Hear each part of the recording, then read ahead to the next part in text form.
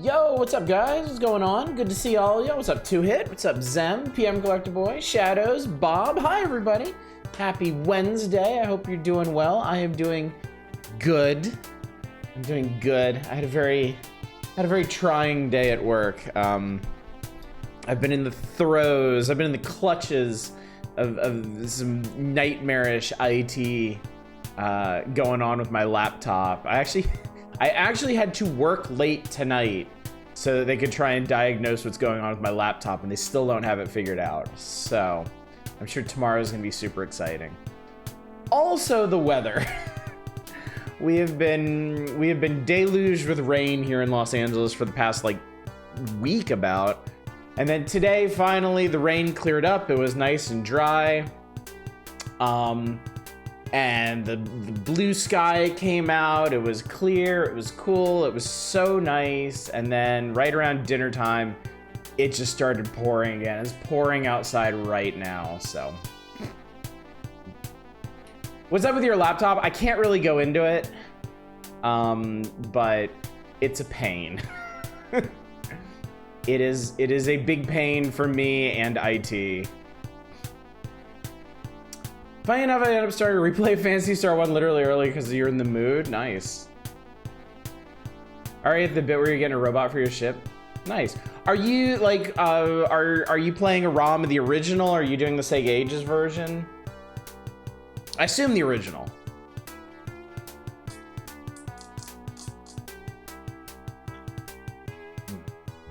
Still raining here too. Kind of surprised to start up again tonight. I thought it was done. Staying firmly in 23H2. You won't get me dead updating to 24H2. Sega Age was released. Nice, yeah. This is definitely the way to do it. It's a lot of fun. It's really, really great. Use the speed up button more than you are though. There's a speed up button. I don't think I've used the speed up button at all. I'm gonna wander outside for a minute because as much of a jam as that song is, I don't wanna wear out its welcome too much. Because I imagine we're gonna be hearing it a lot. 2Hit Superstar popping your suit. Bob, I'm so sorry I couldn't make it. All the stuff going on at work made it kind of impossible for me to split my attention. I'm sorry I missed it. I will definitely check out the VOD later. But I hope it was good. I hope you had a good time. I'm sure you did. Oh, you have to map it on the controls. Doesn't affect the music. Nicely implemented. That's cool. I mean, I haven't really I don't know. I haven't really felt the need for one with the way encounters are so spaced out. It's felt pretty good. It's felt good. It's been a good game. It's been a very good game thus far. I wish I had other games to talk about, but I was busy today, so I don't have time. I put some Star Trek: The Next Generation on in the background while all this chaos was going on, so I got to enjoy more of season 1 of Next Generation. I've actually discovered, chat, that by volume at least, season 1 of Next Generation actually isn't that bad. I've still got a few episodes to go, but I'm roughly at a 2-to-1 ratio of good episodes to bad episodes, and I feel, based on what I've heard about season 1 of TNG and what I remember, it's not as bad as I was expecting. Quality is more brought down by the bad is really bad. Yeah, there are some episodes that just blow the cringe of the occasional TOS episode just out of the water. Peaked at 15 viewers. Dude, nice. That's great for a first stream. That's really great. I'm happy for you, dude. What's up, Arcane? Good to see you tonight. Brought a nightstand and a shelf. They were free at the recycling bin. Tossed them back out. They smell too much like cigarettes. Oh, gross. Yeah. Ruins everything, doesn't it? What's your opinion on the second Q episode? Good. I am personally of the opinion that the second Q episode, where he gives Riker powers, that should have just been the introduction to Q. They should have dropped him from Encounter at Farpoint. They should have played Encounter at Farpoint straight. Probably didn't need to make it a 2-parter. And it would have been a much smoother introduction to the series. There's a security officer got more to do, wasn't treated so darkly. Your backstory sure. Yeah, it is. Well, I think I'm two episodes away from not seeing her around anymore. So.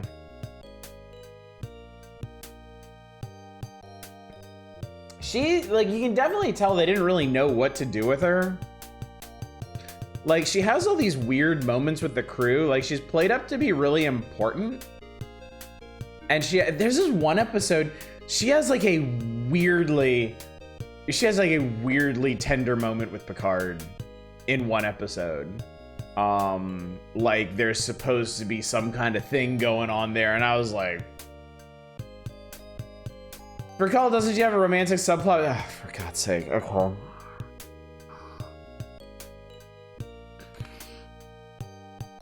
Third episode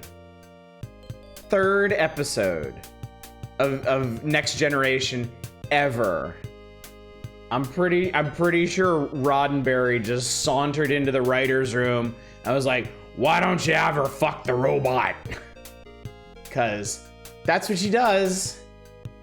In the third episode, 1, 2, 3, the first episode after the 2-part introduction of Next Generation, they fuck the robot. So, in some senses, it's kind of a miracle that TNG went on to become what it did, because it had to survive some real rough spots in that first season. No, yeah, she literally says, we're never talking about this again. And Data's like, okay, whatever. What's up, Lodro High? Good to see you tonight. Glad you're here. What's up, PM Collector Boy? Might not know the significance of it. Some madman put the entirety of Twinkle Nora Rock Me on YouTube. Only infamous for being one of the most hysterically poorly animated animes ever. A certain scene is practically a meme. I never heard of that. Was there an Okay, so the episode is called The Naked Time, and it is an homage to the original series episode The Naked Now, which is about the Enterprise going to a research station where everybody mysteriously died, and they bring back an infection to the ship that loosens everyone's inhibitions. However, in the TOS era, this is played as childish mischief. In the Next Generation era, it's played as everybody getting a horny AF. And yeah, they don't back down from it at all. They don't ease off of it. Tasha basically has a big orgy in her room, and Data is the main object of it.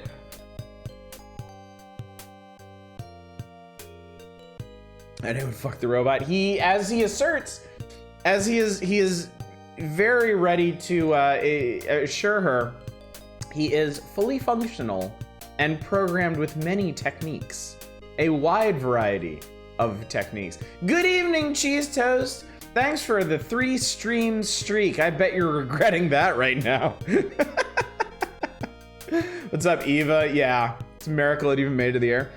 I guess it was just anything goes, like, around 1990.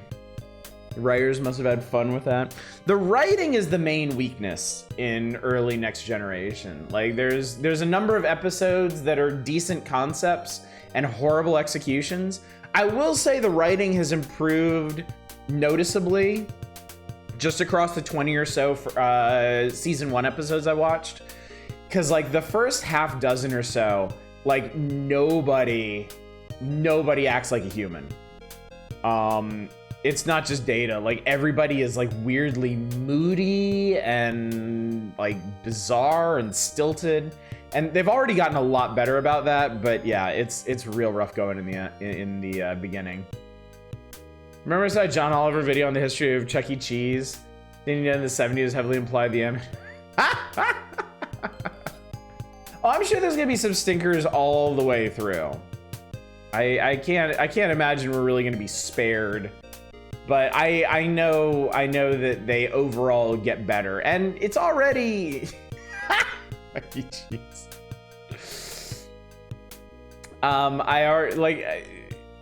It's already not that bad. Chuck spoke, fucked, basically roast the hell out of 9-year-olds wishing for happy birthday wishes. Amazing. Amazing. Had trouble starting that one. We preface it with, since none of you be owning homes anyway, here's some nostalgia. Yeah, ow. Yeah. Ow. Oof. Oof. All right, I want to go back to the super cool music. Man, I was vibing to this while I was getting the stream ready.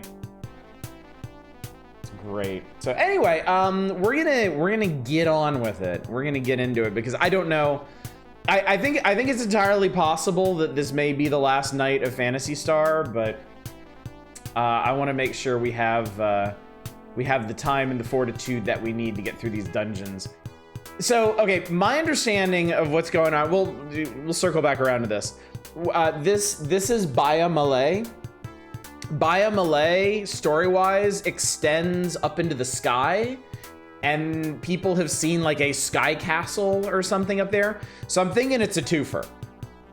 I'm thinking we wind our way through Baya Malay until we get to the top, probably fight a boss there, and then we do something with the arrow prism that takes us up to the sky castle, which is probably the real final dungeon, unless like we're going to like the moon or another dimension or something beyond that, which I would not put past this game.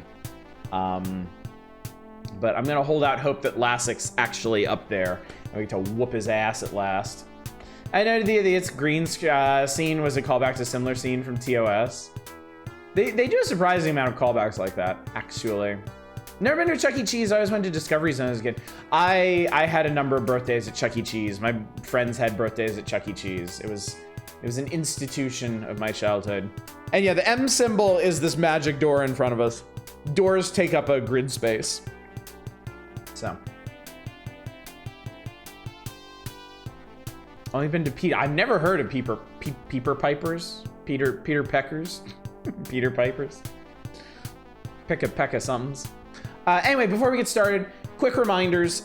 Friday is the wheel, the Next Fest demo wheel. If you still have not submitted a demo for the wheel's consideration and you wish to, you have tonight and you have tomorrow, and that's it. I'm cutting them off at the end of tomorrow night's stream so I can vet everything and download everything on Friday and prepare for the wheel proper. I'm very much looking forward to it. We're gonna play as many demos we could possibly get to, and whichever one is the most entertaining of the evening will earn its picker, Channel VIP. And that's the only way you get Channel VIP on my channel. It is a reward for winning one of my silly wheel-based contests.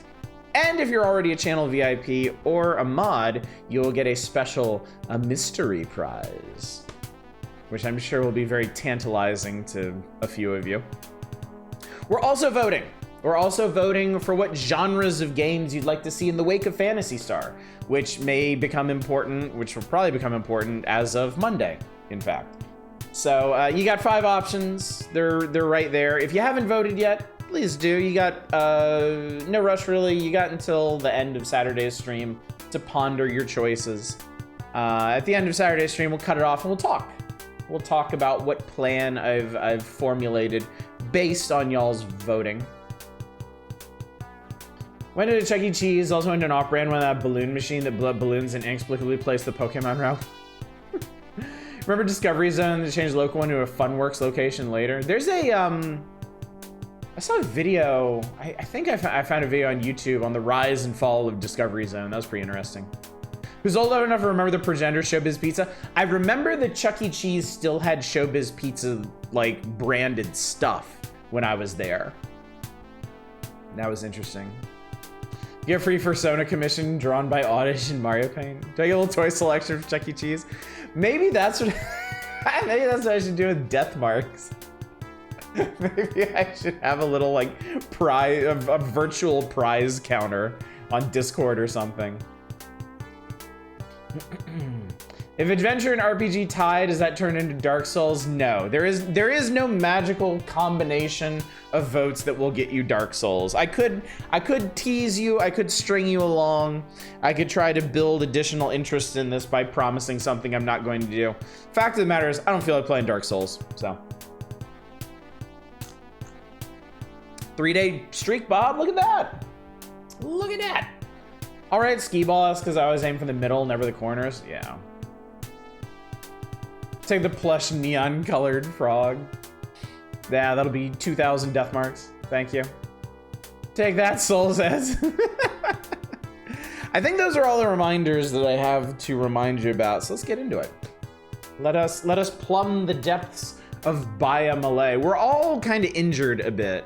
So we may, I'm certainly not ruling out the possibility that we may need to hop out, heal back up, get some healing items or whatever, and forge forth once again. Main thing I want to do is find the key for these doors, because right now Noah got to open them for us, because they're magically sealed. Also, I need to do this carefully in case there's awful pits and stuff in here.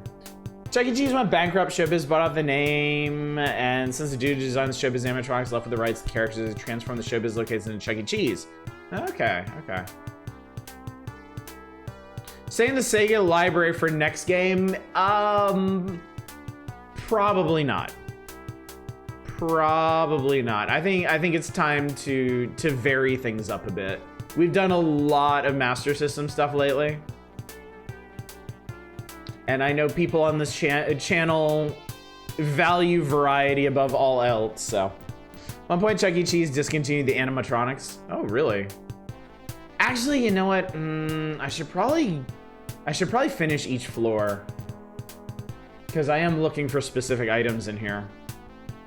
Would you say so far you prefer the Master System to Genesis? No, absolutely not.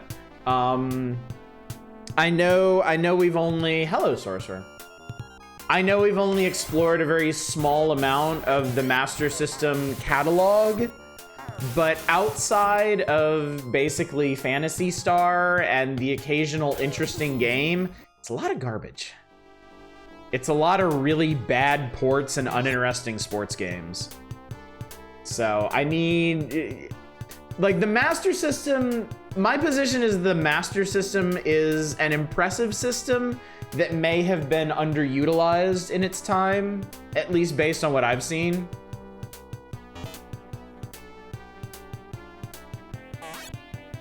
And I mean, yeah, I found a burger. Part of that opinion is informed by the just questions I've had, like, hey, what are some other cool RPGs on the Master System? And people are like, there are other RPGs, but they suck. Did take a guess what you do console-wise. I like to do some votes based on console knowledge.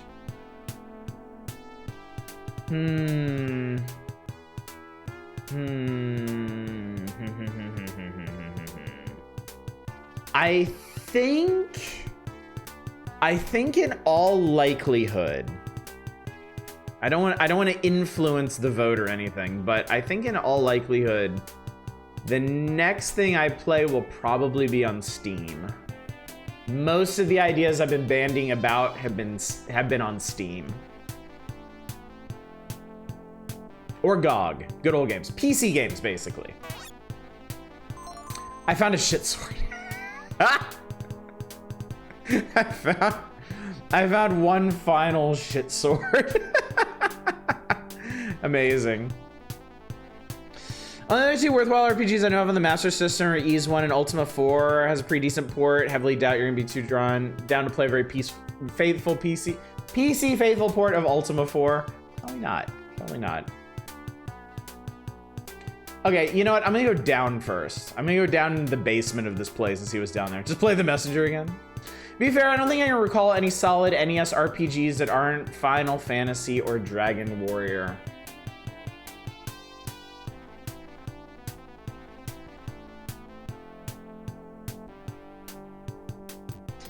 I mean, you're not wrong. Those are the big ones. They do exist. We know they exist. But yeah, nothing nearly as notable or as impactful as those. Oh god, you can go even further down. I'm gonna do one floor at a time. I'm going to complete a floor before moving elsewhere. Oh yeah, Chrysalis wasn't thinking ARPGs. Ah, god. The explosions. I'm gonna go ahead and heal up because I don't know what I'm running into here. Built in Jazz Jackrabbit sometimes for DOS, a jam. Yeah, I've never really played Jazz Jackrabbit. Kind of missed that one. I came to PC gaming relatively late. I came to PC gaming really in the Pentium era. So I missed out on some early standboys. I did play Keen. I've beaten Commander Keen 4. And I've done the Secret Foot Temple in it. It's a Spanx! Megami Tensei 2 is also great. Plays surprisingly similar to this, actually.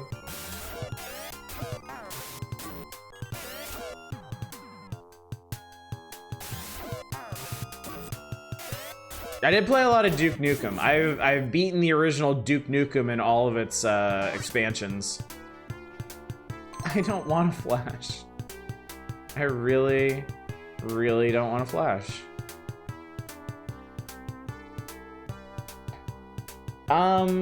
So there's more downstairs sections, apparently.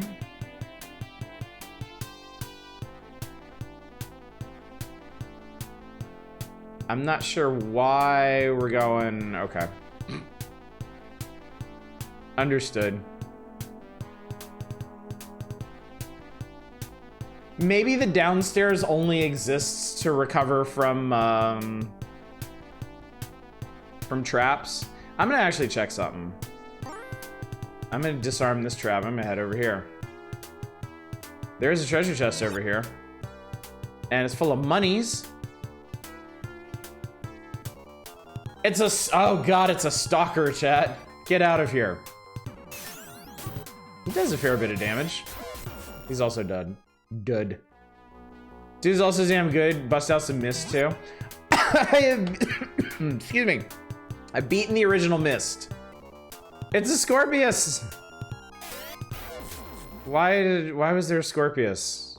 Open his treasure chest. There's money. All right, well, let's see what's down here. You find out what those areas are before you fall in a pit trap on floor 10. Wait, are you the toast that tells the truth or the toast that lies? Oh god, this place goes real deep, in fact. Still getting some Dugan key use. Need to play Riven. Riven was amazing. See, you can't fool me. I know Riven was like one of the hardest puzzlers ever. I know you want me to play it so that I'll suffer.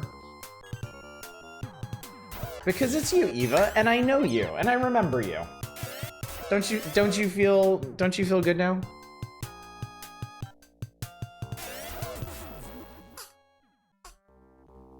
I know about Duke Nukem. I saw TV right in the intro section of Duke 2. At a flea market when I was a kid, I was assuming someone made a bootleg of it. That's funny. You're right, it's also seriously a favorite of the Myst games. No kidding, okay.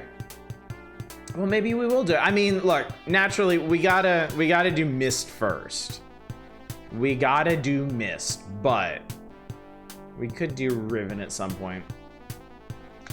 I know you're a child teen in the 90s. I remember Daria. Oh, I remember Daria, yeah.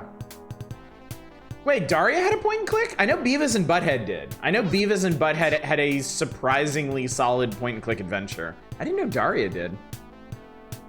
Suppose you saw those nuts in your inventory. I believe they are a key item of some sort. I believe they will be important. I went through a lot of shit to get them. Oh look, it's a cell. Do you come in full knowledge of the Tower of Baya Malay? No. Go back before it's too late. That's not helpful. Yes, you'll surely incur the wrath of the heavens. Okay. I mean, I noticed this guy is not willing to tell us of Biomalay. Isn't OG Mist no longer available? I'm pretty sure you can still get on GOG. Pretty sure. I know they did an updated anniversary edition of it that's like full 3D or whatever, but I'm pretty sure you can still play the original. Darius Inferno. Oh my god, that's awesome. Monty Python's meme of life adventure game is hilariously expansive. Content of the movie is like a quarter of the game. Wow. I think I played a demo for that.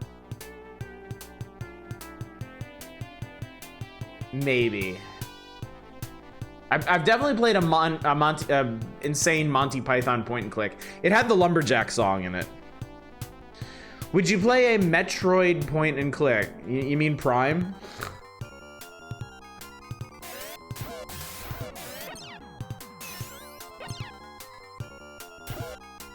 So you know there's a parody of Myst called Pissed? FMV, yes, I remember seeing that on store shelves.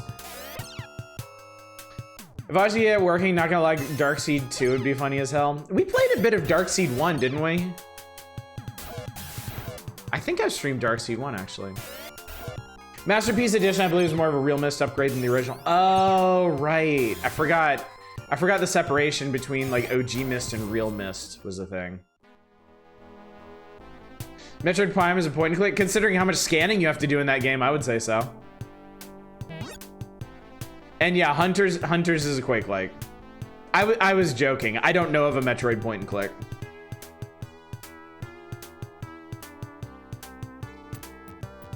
Myst 2 was written by a guy who clearly hates the creator of Darkseid's guts, so he writes the protagonist as pathetic as possible. It's hilarious. That's really funny. There's Real Myst Masterpiece Edition and also Myst Masterpiece Edition. Where's the Oregon Trail stream? I did an Oregon Trail stream, and that was really fun. I think I actually won too, if I remember correctly.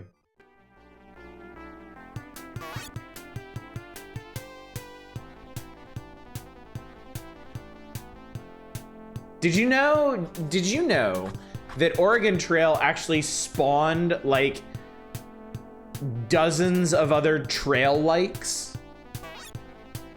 There's like, I know specifically of one where you traveled down the Amazon.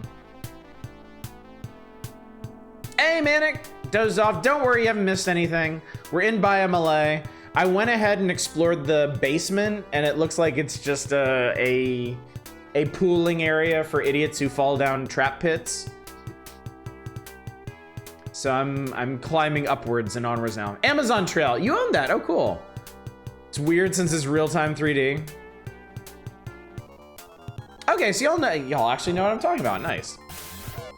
Did you ever see Brutal Moose's old video on the Trail series? I did not, no.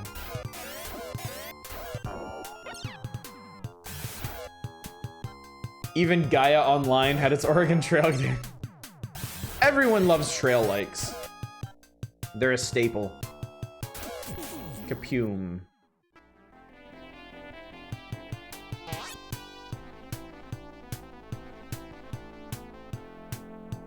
Did an Oregon Trail game on Wii that was third-person 3D where you directly control the wagons. Very weird and kind of shit. Death Road to Canada is your favorite trail like? Death Road to Canada is very fun.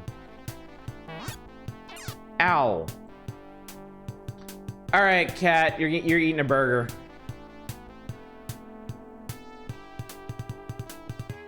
Stuff a burger in your face. What's up, Ms. Roy? How you doing tonight? Good to see you. Super amazing wagon adventure. I do really like Oregon Trail. I feel like that's a really good take on trail likes. Game in your queue called Orion Trail. Looking forward to seeing that one. Only things down here are traps, it seems. That still won't stop me. I don't know how to stop.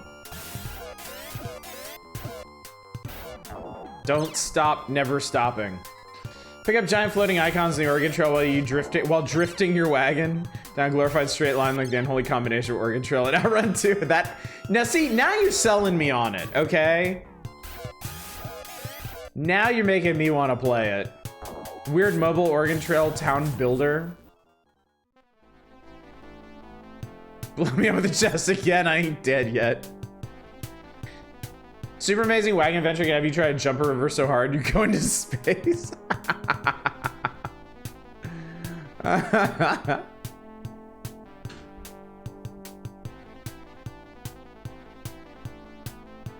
I gotta check those corners. There's shit in those corners. All right, what's down here? That game knows exactly what it's doing. Indeed.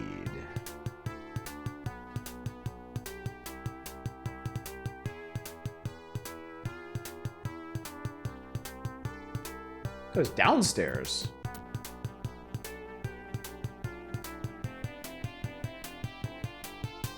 Okay, hang on. Before we do this, I am going to explore the rest of this floor. Just so I know what's here. And then we'll go check that out. Pew. Noah, eat a burger. You look like you need it, buddy. Also, kill an insane amount of buffalo. Join the 5-Timers Club. Welcome, Ms. Roy. It's better here. Did you know there's an Oregon Trail director's cut of the original Oregon Trail? Burgers fix everything. Oh, look, I found an urn axe. That's exactly what I don't need. I don't need this. Goodbye. Oregon State Tourism Site actually hosts an emulated version of MS-DOS release. That's awesome. That's really cool. I mean, yeah, why not embrace it? It's a video game that celebrates and immortalizes the origin story of your state. Complete with dysentery and pepperoni and cheese.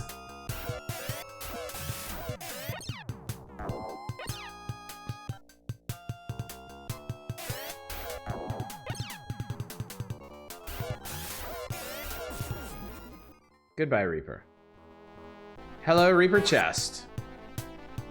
That alongside reference links to books and blogs about the actual history. See, that's great. That's a great way to do it.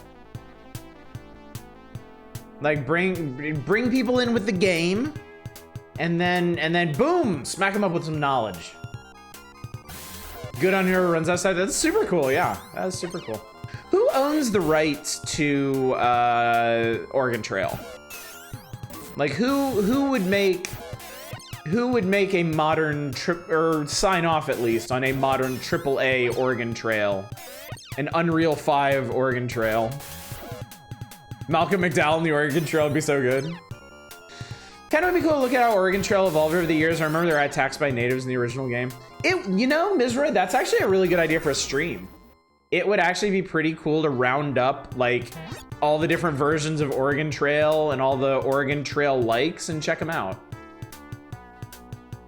All right, everybody needs some burgers now. Just shove them in your gob. Just devour all the burgers. Look at you. Look at you exploded by a box. Burger fix everything.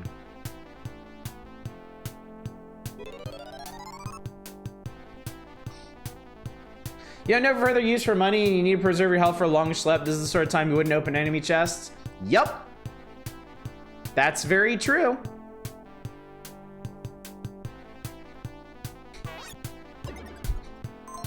Hey, I found something. Oh, I found the key I need. How about that? I found a super important key.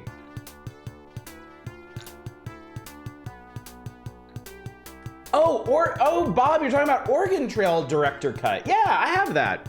It's good. Found the mercurial key, the mackerel key, the Mr. Clean key. I found the Mr. Clean key.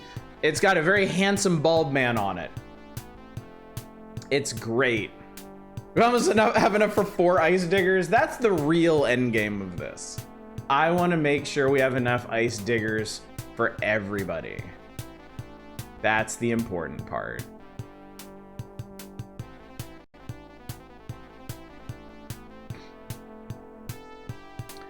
Do do do. Mayu needs some diamond armor. Knows open spell is now useless. Finally, God. Now I can just forget he knows things.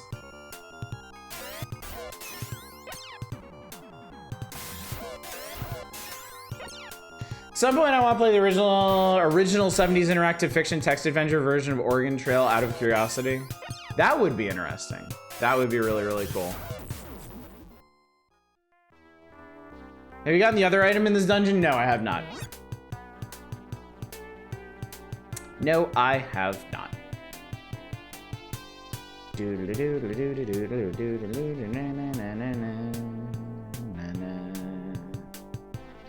Dare to travel the absurd and dangerous Orion Trail. Only the luckiest, bravest, and most stubborn captains will make it all the way to the end. Come face the terrible, weird Synaption Brain Beast. Cower before the pedantic might of Backstory the Instructor. Submit to the overwhelming cuteness of the three-eyed Warp Weasel. Become famously incredible or incredibly dead. Okay, okay.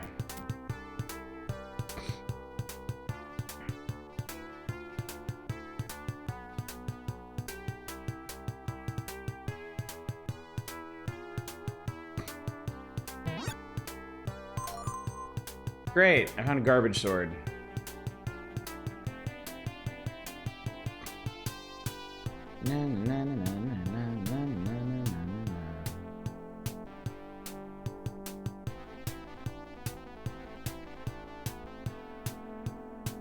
Okay, that goes more down. And that goes nowhere, cool. Theme is pretty dope. Yeah, it's great, it's great, I love it. Processing is kind of okay. We'll worry about that later, man. You're the only one worrying about the game right now. I'm just vibing. I'm having fun exploring this place. Tell us, Manic, tell us about your experience with Oregon Trail. I'm sure you played Oregon Trail or an Oregon Trail-like at some point. Was it in school? Was it on your own system? Cool. I don't need this either. I don't need any of your junk. Am I the only one who remembers Odell Lake? I don't remember Odell Lake. Only way to play was Death Road to Canada. I mean, arguably, some would certainly argue that is the best trail-like. Some in this chat, even. Played Oregon Trail, is very fun. I really enjoyed the repair mechanic. Oh, Oregon Trail. God, it is like, I give them a huge amount of credit for calling it Oregon Trail. Like, that's really clever, like really cute play on words or whatever. But goddamn, it makes it really hard when you're talking about both Oregon Trail and Oregon Trail to parse that at a glance. The fish, Odell Lake is a fish game. Like, what kind of fish game? Trying to write an application essay in the background while vibing to the dungeon music. It is such a vibe. Oregano Trail? I want to make that. I want to make Oregano Trail. That sounds cool. Okay, those are stairs back up. So what was over here?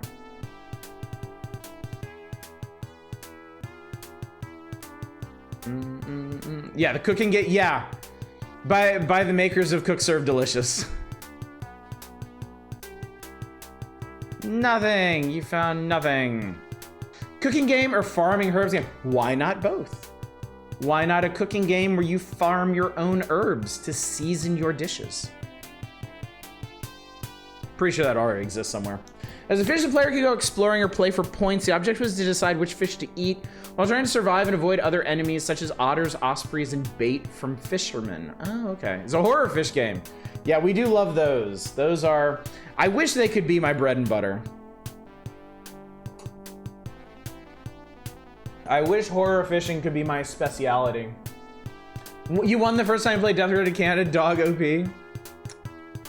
I've beaten Death Road to Canada. I forget how many tries it took me. I've only ever... Oh, hello. I've only ever played it on stream. So if you go back and look at the VOD, you can see my experience with Death Road to Canada. Oregano Trail, your diners have come down in the center. If RPG wins the vote, you play the fishing RPG. I mean, probably not.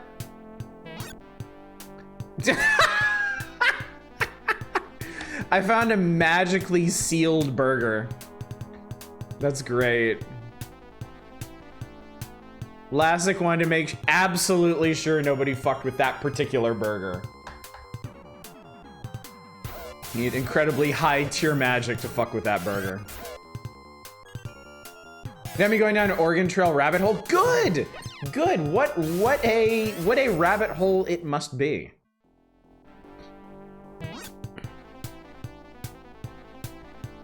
Dredge on stream time. I would not mind playing through Dredge again. Honestly, I would get the DLC and check that out with y'all. That could be a good time. Odella is like nearly turn-based fish combat where you try to eat or run the fuck away. Interesting, very interesting.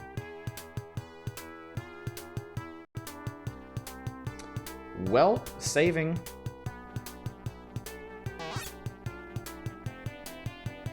All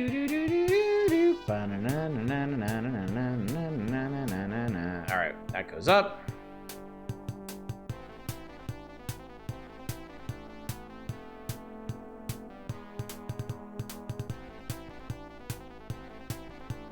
I love opening treasure chests. I love getting colas. Colas.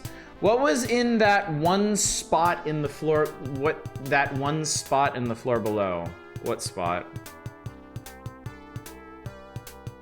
You know, the first Oregon Trail was first coded in 1975. Damn, that's really cool. There was an unexplored bit in the northern portion.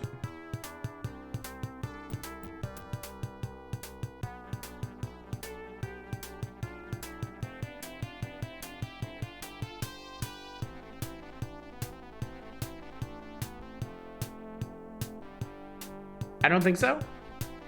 I mean, if you're talking about that empty space, we'll probably, like, this temple is all like up and down and up and down and up and down, so we'll probably end up over there later.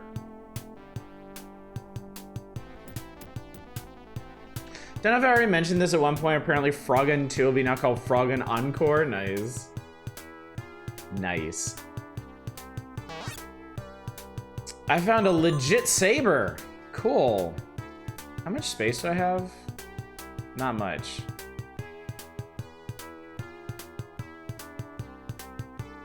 Cross Country Canada is the one you're kind of curious about. It's apparently a super ubiquitous edutainment game up north. Basically, Canada's equivalent to Oregon Trail. Neat. Nougat saber.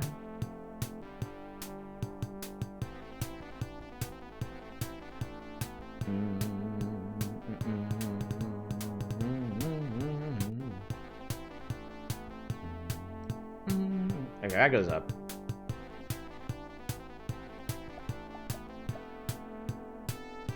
And that goes nowhere.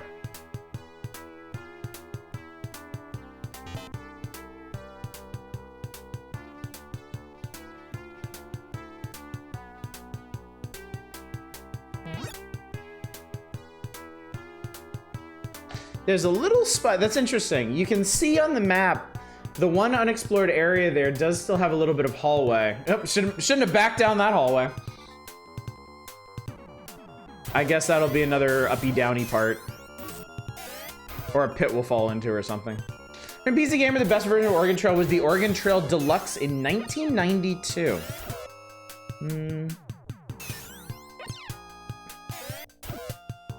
What is the most recent version of Oregon Trail? That's what I'm curious about.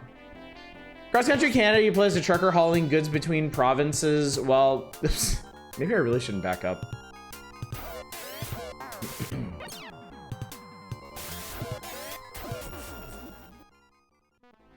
Oregon Trail 2 and 5th edition, I never beat it when I was a kid, and I only learned years later as a teen you can apply RPG skill points. Ha! That's funny. Probably the only dungeon in the game where even the auto mapper is of limited. No, it's pretty handy, honestly. It's helping me make sure I'm not missing anything. Because these maps get pretty dense. We've never started on the trail. I'd shoot people for their meat before getting in resource scarce areas.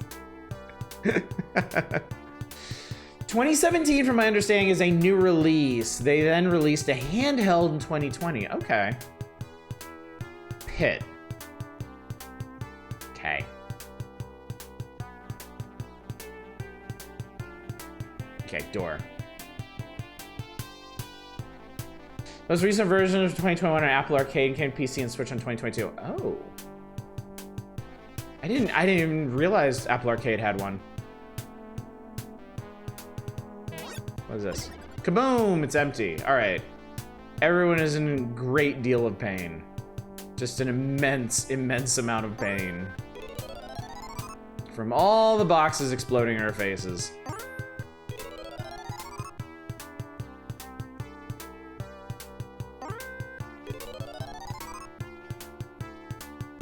Can't remember the reason. There's some actual functional reason why you shouldn't eat human meat. Actually, yeah, I don't remember the reason either. Prions. Now we need an Oregon Trail MMO. Let's all die from snake bites together. Dysentery for everyone. Huzzah. Ethics. Yeah, sure, go with the easy answer. God. Apple Arcade 1 tried to actually like consult Native American historians and include their perspective on it. Oh, cool. That is really cool.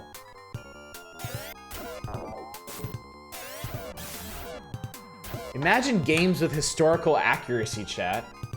How crazy would that be?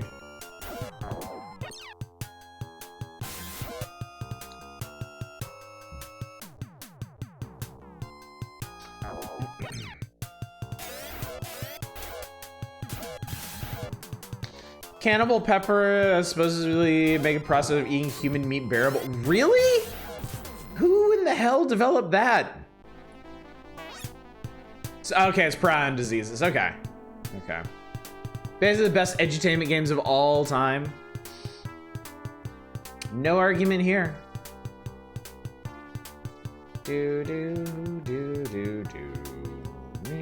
Up. Ooh, uncharted territory, chat. Very exciting. Very exciting. Sits on the Mount Rushmore of edutainment games. I mean, depending on who you ask, it's not a very big mountain to begin with. Where do you, okay, here's a question, Bob. Where do you place the Carmen Sandiego games? In fact, everyone, question for you. How do you feel about the Carmen Sandiego games?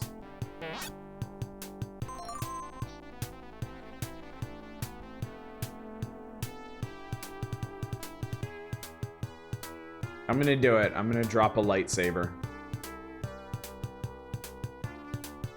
Where in the world do you place Carmen Sandiego? Nostalgia says cool. Nostalgia counts for a lot, Buster. I will never discount nostalgia. I basically trade in it. Now your lighter one saver. What's up, Hanzakar? Good games. Logical Journey of the Zoombinis was pretty fun. Carmen Sandiego games are rad. They're weirdly an edgy Sly Cooper ripoff on the GameCube. Huh. Favorite edutainment games are the Muncher series of games like Number Muncher.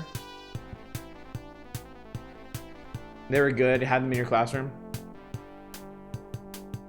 I was really enjoying. I think it was the Super NES. Like where in time is Carmen Sandiego, or where in the world is Carmen Sandiego?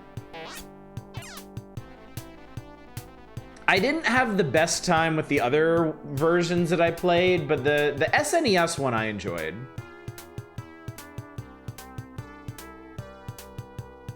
Eat this cat. Carmen Sandiego's edutainment done right. Math Mountain. I don't remember a game called Math Mountain. An entire mountain of math. Can you imagine, chat? Okay, these stairs go up, so we're not. My time with the games were here. I enjoyed the TV show a ton, never played the games. Which TV show? There have been a number of TV shows that have carried. Oh, it's a magician. It's a recolor of Sorcerer. Cannibal Tomato. Okay. Is it like a specially engineered tomato or something? Interesting concept.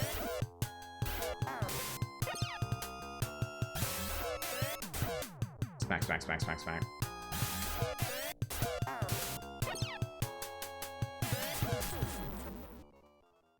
Where in the world is Carmen Sandiego, the original, the game show, right? I mean, yeah, the game show. I have to ask because I love the game show too. The game show was good shit. There was also a Fox Kids cartoon series, Where in the World is Carmen Sandiego, and it was bonkers. It was nuts. Just replace that burger. Never watched it. I heard the Netflix cartoon. I also heard the Netflix cartoon was really good. Yeah, I haven't seen it, but I heard they rather did her justice with that.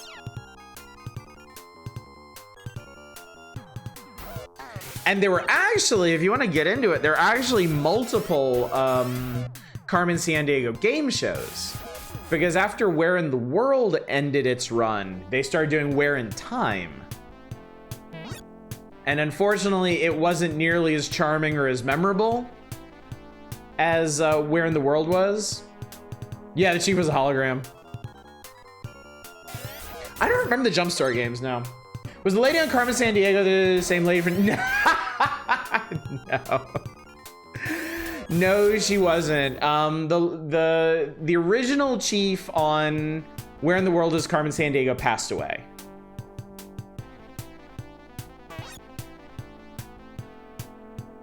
Let's go to the map. The Treasure Mountain, not Math Mountain. Well, that sounds way more exciting. First school you were in that had computers is junior high, really.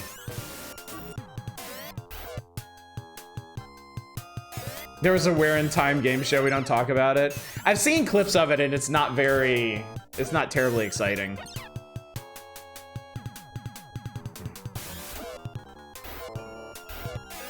I mean, the thing was like between the chief and the host and Rockapella, they had such a good cast for Where in the World is Carmen Sandiego.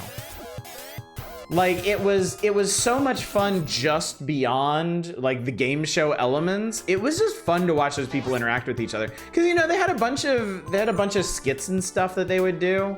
You could tell everyone was just having like a really, really good time with it. And that makes a huge difference. Chief from the game show was in the film version of Godspell. She was also like, I want to say her last film role, she was like president of the world at the end of Bicentennial Man. You know, that weird Robin Williams futurist movie where he's a robot who wants to be a real boy.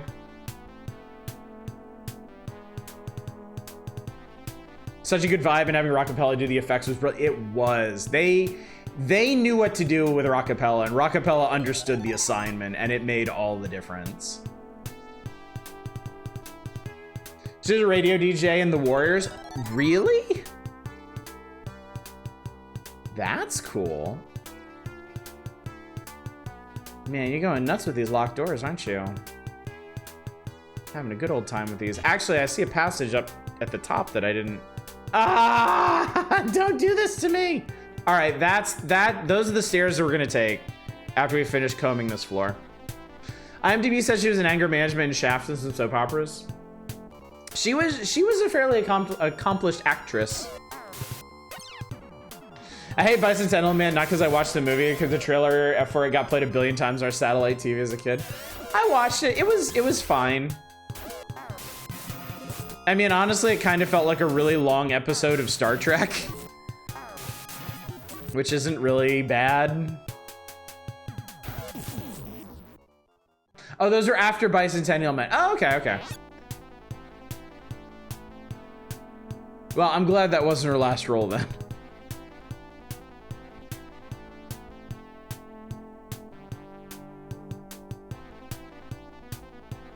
All right, cool. There's a whole other section in this place over here. Her Bicentennial Man don't know anything about the plot. Was seriously just future Pinocchio? Yeah. Basically, yeah. Bear in the Big Blue House was her last role. Robin Williams, you can't rescue your movie. Your movie can't be rescued. Okay, so there were 3 sets of stairs up.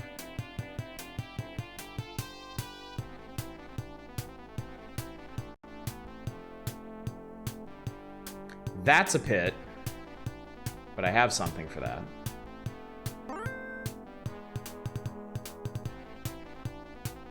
That's a door.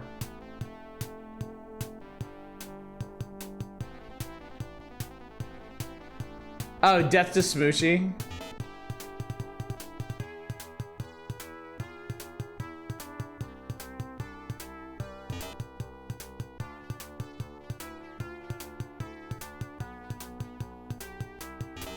What is this?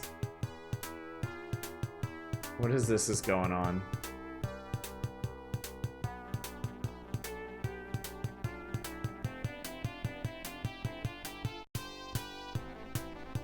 Do I remember hating Bicentennial Man? I mean, I didn't hate it. It was fine.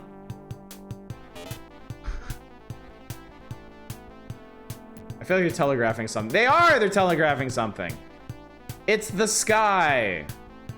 All right, I'm pretty sure this is where you use an arrow prism, but we're not done here yet.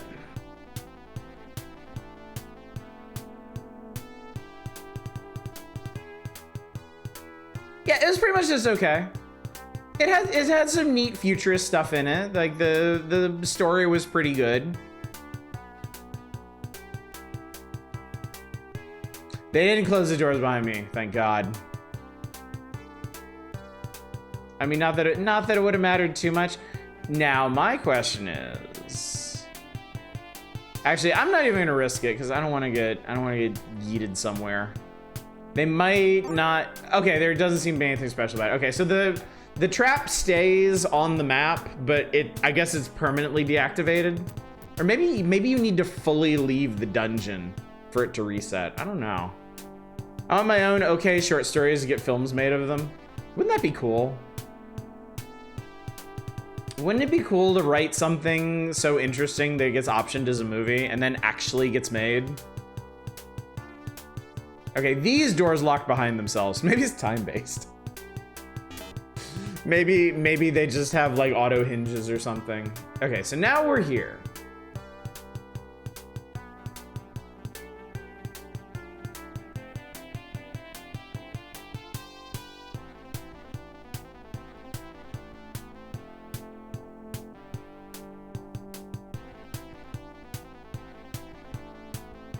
Auto hinges is innocent. Auto hinges sounds like a Carmen Sandiego goon. And then this connects to, okay, perfect. So now we know where we are. Any of you played the PC Word in Time as Carmen Sandiego? I have not, no. Are still talking from resentment that this shitty script wasn't picked up. Can you imagine?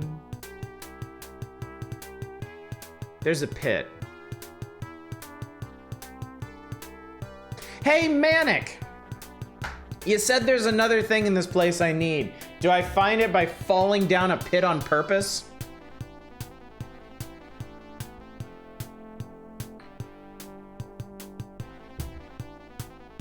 Auto hinges sounds like an Ace Attorney witness is trying to hide a crime, but the crime is an actual murder, is being really embarrassed about slamming a door on the victim's foot an hour beforehand.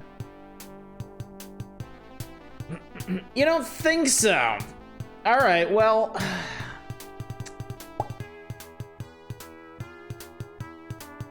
It seems like I've been everywhere then. Are you sure there's something else in here that I need? And if so, can you direct me to it?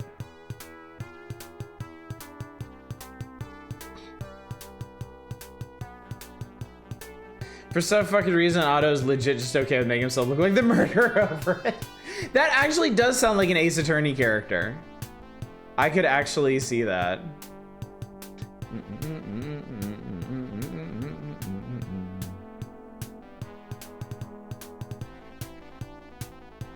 I think that may have been the first time I ever actually beat and played it multiple times. Really? Really? I'll have to try that version sometime, because I really like the Super NES version. Fall down the damn pit. Manic's gonna point me to a thing and I need to know where it is. And if it's near here, I don't want to like yeet myself 10 stories down the tower.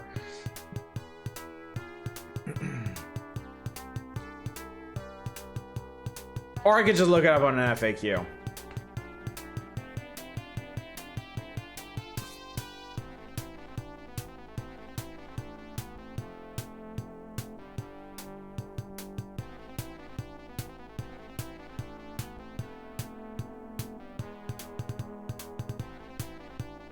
Just as a backup plan.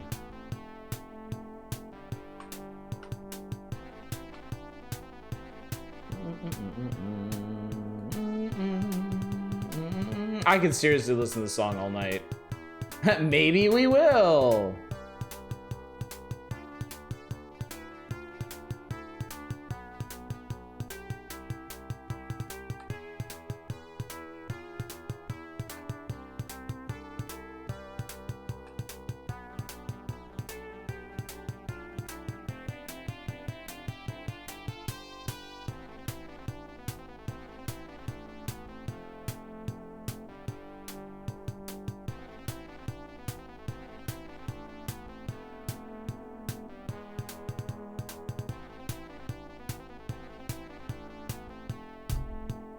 Okay, let me see here.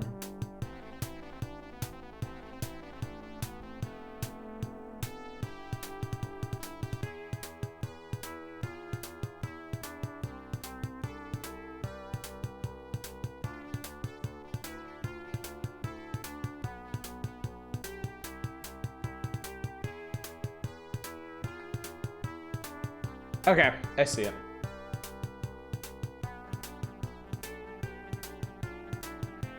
Don't spoil stuff. No, I was looking at the map to this place. Actually, if we're gonna use the flute anyway, Geronimo! That wasn't very exciting at all. Check out the retro achievements for this game and noped out when I saw fully 2/3 of them were missable. Some really bizarre stuff in there. Like what?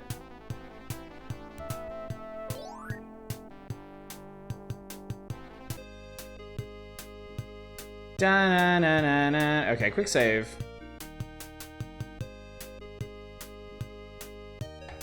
Because we've accomplished much, chat. We've been far and we're going farther. So I'm curious.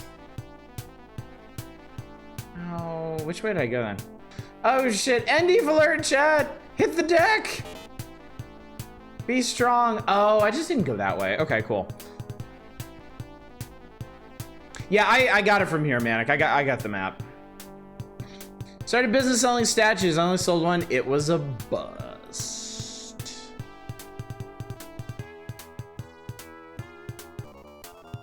It's a sorcerer. I also know what to say to the dude. That's okay, don't worry about it. That's why God gave us game facts. And never took it away. Praise be.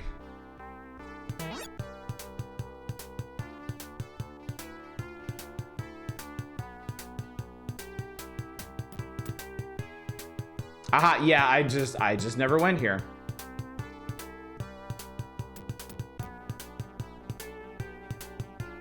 Alright, that's pretty straightforward. Lots of magic-y dudes here. I love their armor, though. Their armor is so cool. Imagine the uproar of the gaming community of GameFAQs got taken down. I do have to wonder how often people use it now. Like, are there... Hello. Sorry, I bumped the stick. Like, are people still making like TXT game facts for like shit like Pal World and stuff? You saying, damn, I just spent 3 hours doing this shit. Are there actual? I hope they still have the sweet ASCII art too. Dungeons always make me think of the super scary cabins in Friday the 13th NES game. That game had a really interesting presentation. Like that thing was pretty unique. See these game facts, I don't know if people are making new ones. Like I wonder, because I gotta wonder how much of the game facts traffic got usurped by like video playthroughs and stuff. Like, you can basically find a commentary-less long play on anything on YouTube now. Wow, thanks for the flash, assholes. Boy, if there's one thing I need right now, it's not a flash.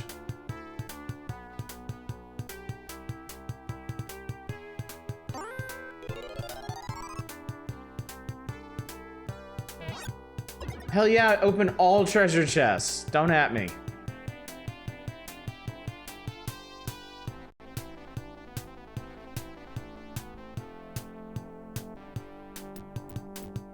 And we're still not there. All right, here we are. Here we go. Here it is. You saw that transfer? No. It's fine. We'll walk back to Cam and eat. Okay. I'm the great Damor, soothsayer. Do you believe in my prophecies? Yes. Good. You're searching for something? Yes. Good. You're searching for Alex Asa? Yes. Good. Everything I've said is correct? No. Do you contradict the great Damor? No. Of course not. You're a promising young lass. I'll give you a magic crystal for a reward. You have to do that. You have to answer those questions specifically for him to give you this crystal, because I don't know. I don't even know who that guy is. Great Damor or whatever. Second cousin of Namor. Demining droid in your past life and isekai into a game streamer. Wouldn't that be something? Guy makes all the Yakuza game guides and make one for Infinite Wealth still. That's cool. That's really cool.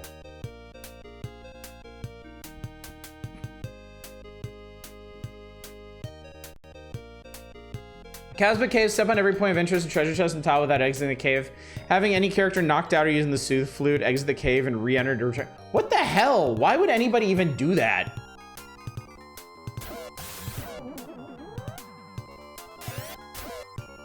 No idea who Alex Assail is? That's Alex Kidd's real name? My God. Incredible. Truly incredible. And Palma walked from the southmost point to the northmost point without entering a city or gaining experience. Like, why? Bizarre and missable? Yeah, that's just dumb.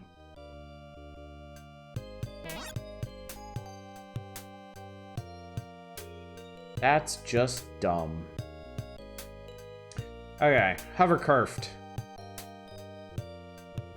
Sega really like putting Alex Kidd in everything. Oh, did I not? Sorry, what? You should play another Alex Kidd game to see if there's more screens to be had. I mean, we will play other Alex Kidd games. Just by way of doing more Master System Odysseys. Alex Kidd is also one of the graves in Altered. Damn. Oops, wrong way. Alex Kidd was gonna be the system seller before Sonic? Wow. Wow.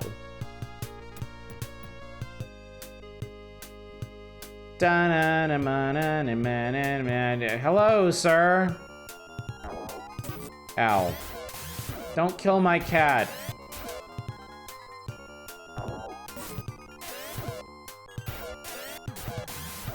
You can try to kill Odin. He's made of sturdy stuff now. Never mind, he shot you dead.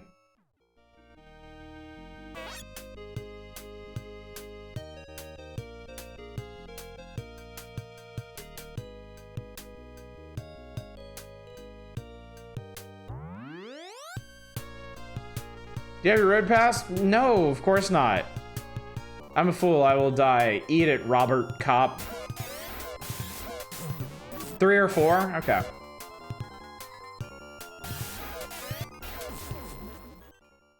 You suck, Robert Cop.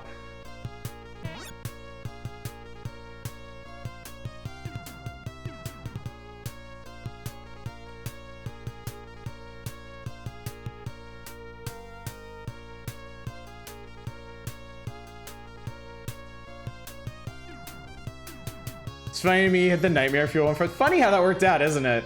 The very first Alex Kidd I ever play just happens to be like the absolutely inscrutable like dream world one.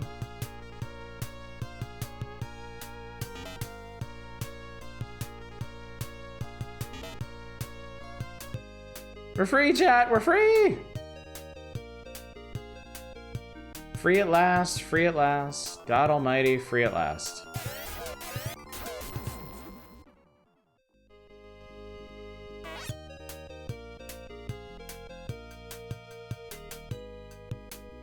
I hope you like playing rock, paper, scissors, oh boy, do you have to do that in Alex Kidd? Why? Why is there rock, paper, scissors in it? I thought it was a platformer.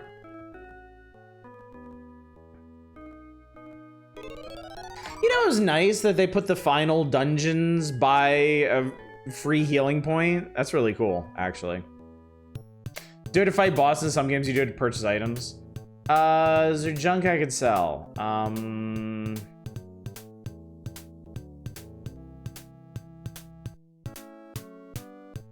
The wand is escape. I don't need this cola.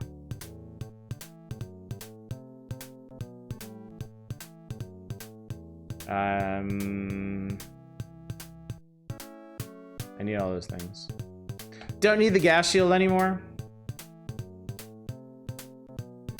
Okay, I'm gonna because I'm weird like this. I'm gonna do one more save. I'll use the space save. Like Mega Man RPS are just straight playing Junkin. I would like to sell my gas shield. It's worth a lot of money. Okay, how much space do I have?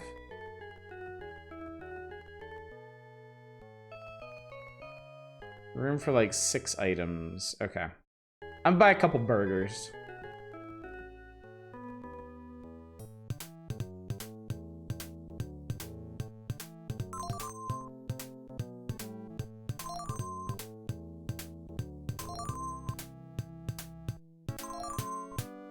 You can afford them? I don't know, man. I'm down to like 58,900. I feel naked like this, but you can always do with more flashes.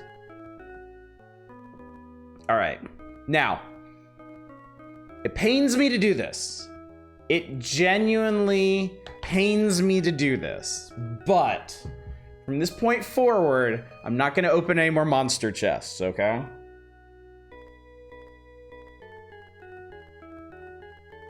I had my fun. I blew myself up like 1,000,000 times. But now we actually have to fight things. I don't believe you. Believe it. I'm serious about this because I don't know. Okay, so that was by MLA. We're going to go back through by MLA. I don't know what's after that.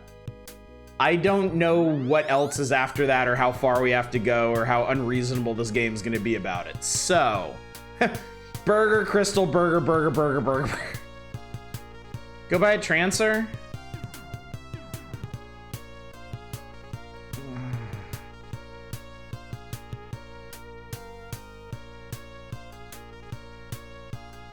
All right. There's no spell that does that?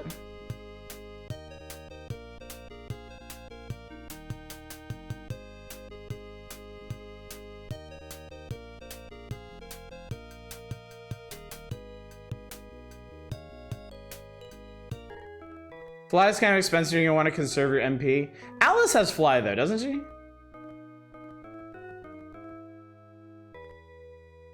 No, she doesn't. Who has fly? Whatever. Hiked all the way back here. We might as well do it. Now I have enough MP left to cast fly as part of my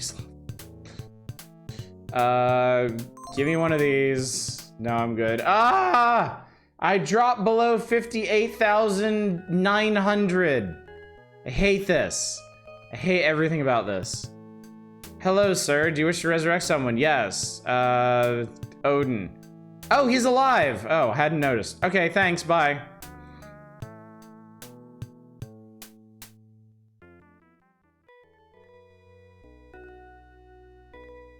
All right. Final Death March, take 2.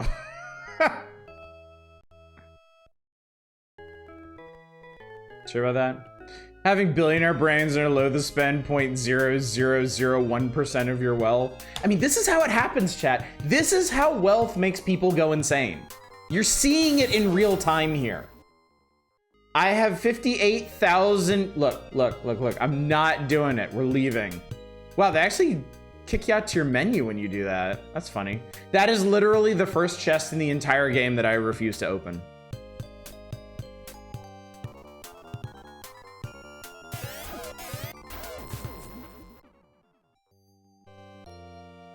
Nope. But yeah, having money does bizarre things to you. Have Meowcast trap if you think enemies just a trap. No one ever does that. Yeah, it absolutely wouldn't be worth it. Would not be worth it. A miracle key fell down over here. It's so far away now, chat. I gotta turn the page and I gotta go to the bottom, but not all the way to the bottom. Life is hard. Life is hard when you have 58,000 mesetas. Why doesn't anybody ever think about my needs and how difficult things are for me, chat?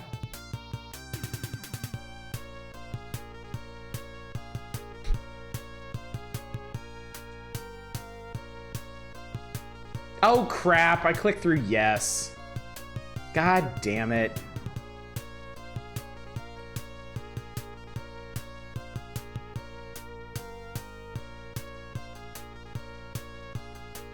At least there's like nothing in here besides Robert Kopp.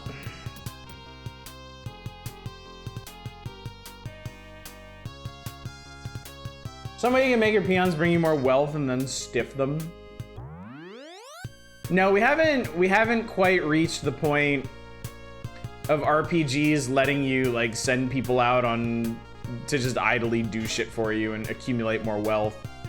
The Elonification is setting in.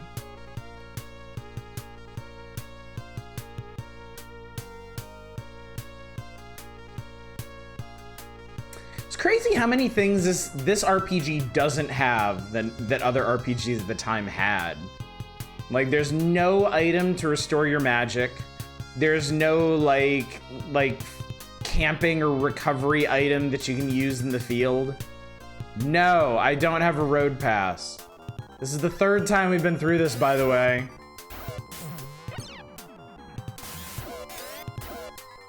There's some RPG somewhere that lets you do that. Alright, so far we are undamaged. Now keep your filthy money.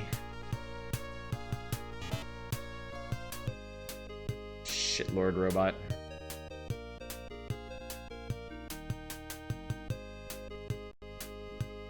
Noah has higher maximum HP than Odin, it's true. See, Odin's level 26. Noah's also level 26. So yeah. At least at this point, his base HP is higher. That's annoying battle status effects, though. That is kind of a nice trade-off, honestly. It's nice not having to worry about like poison or blindness or any crap like that. I feel like status effects like blind would be infuriating in this game. Falling behind on levels, how much he's done. I think Alice and Meow are 7. Oh no, they're 25. He's ahead. Alice and Meow are 25. Odin and Noah are 26. It's the opposite, in fact.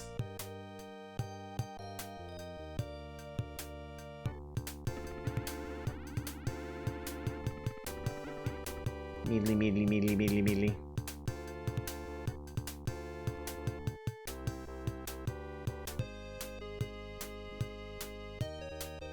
All right. BioMLA take 3, technically. Owen is a glass cannon, only without so much cannon.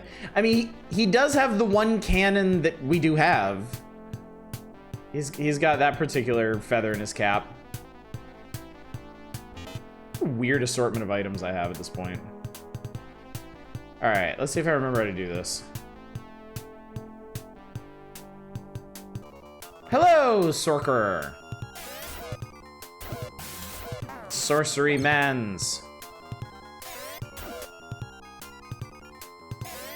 Smacko.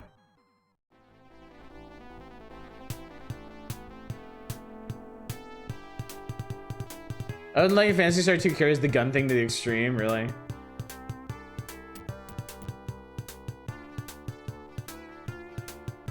Well, that's straightforward.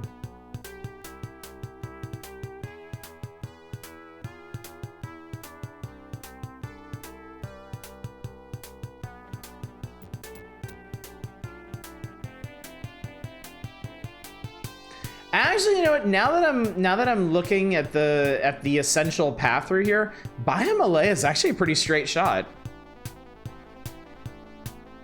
Like you pick one of the two staircases going up on the first floor. One of them leads to an item that you need, and the other one leads to the top.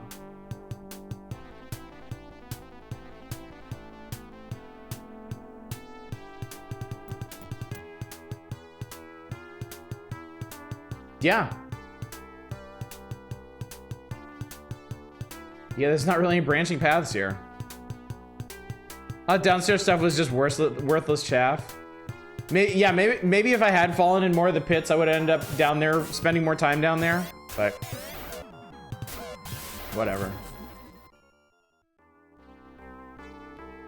I mean, I can't say I'm surprised that an endgame dungeon would have sections that are just meant to waste your time, get you lost in.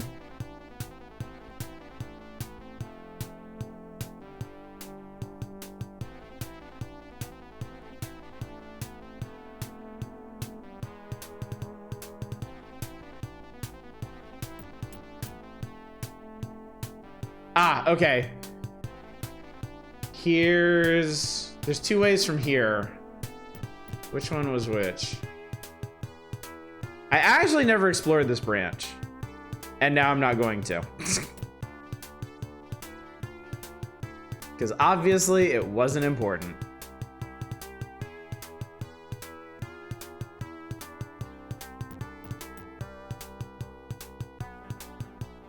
Remember something really funny in the Final Fantasy VII Remake's press cycle where the writer got asked if players have anything to look forward to this plot, and he literally just announced his game has a story.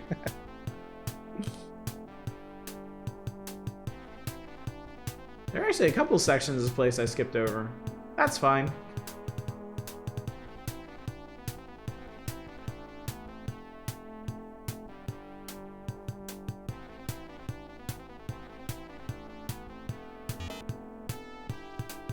People seem really, really excited about the demo for the next installment of Final Fantasy VII Remake. And the clips I've seen of it look really good, to be fair.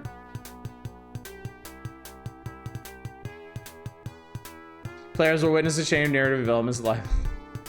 Players will witness a chain of narrative developments that lie at the heart of Final Fantasy VII's story. You know what? Good for them. I'm happy for them. I hope they enjoy the hell out of those narrative elements.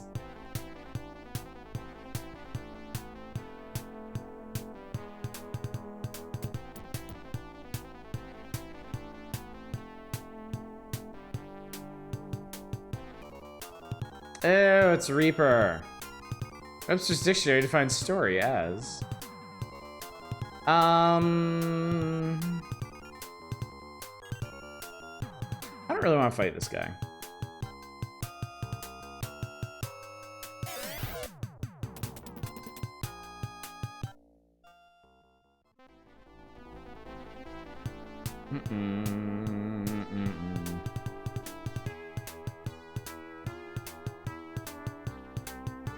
Was impressed with the original. Yeah, you mentioned that several times. I know it wasn't really something that tickled your fancy.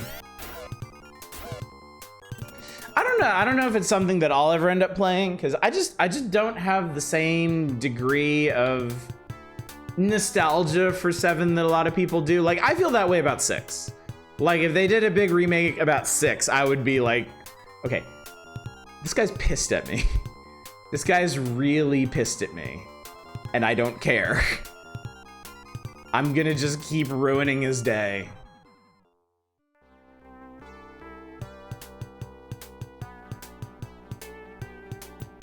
So I don't truly understand what the fuck adventure means. To me, it's either like it encompasses both like exploration and hacky slashy stuff like Zelda games, and also point and click adventures. I know there's not a whole lot of overlap between those, but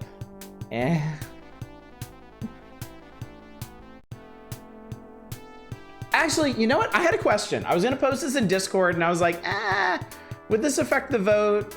Would this make people scramble? But since we're all here now and we're having a good time, let's discuss it. For those of you that have voted for adventure, what do you actually have in mind?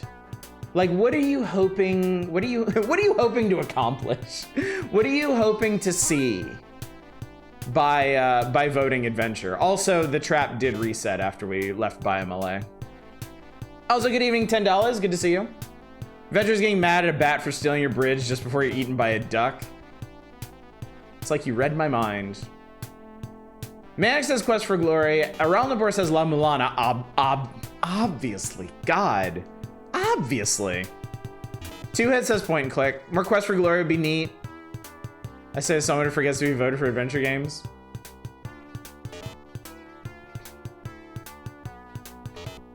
Okay. I was curious.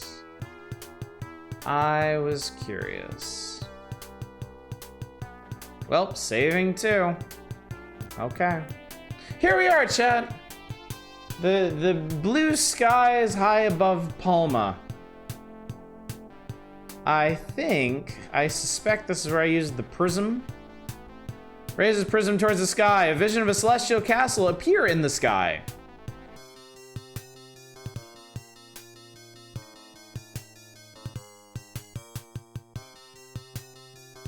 Yep, that's castle, all right.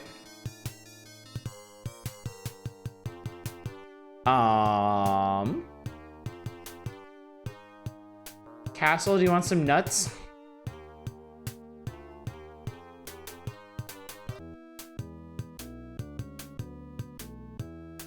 I wasn't actually expecting this to do anything. When Meow eats the nuts of Larimar, he becomes clothed in flame and emits a blinding light. When he is visible again, he has been transformed into a beautiful winged beast. Meow flaps his wings proudly.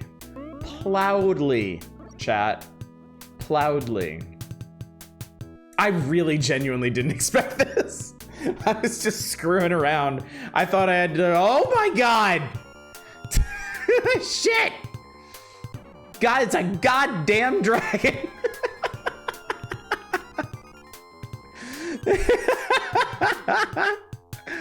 Oh my God. All right, everybody hit it. You protect us, please. Oh, she just dodged it. Fuck it, whatever. Attack! Avanti Chris, thank you so much for the raid. Good timing. We're fighting a goddamn dragon. How about that? How you doing tonight, buddy? Mutation, natural life stage. Can't have good things. Oh my God, he healed himself. What an awful, awful thing. He also doesn't do a whole lot of damage, so I'm not exactly concerned. Stop healing yourself! Rude. He did it twice now. He did it 3 times! What a jerk ass. Oh, you're at this point? Yeah, we're at this point in Phantasy Star. Stop it! Is he just gonna keep? Okay, no. Yeah, at this point, please shoot us. Please, please shoot us. Oh my God.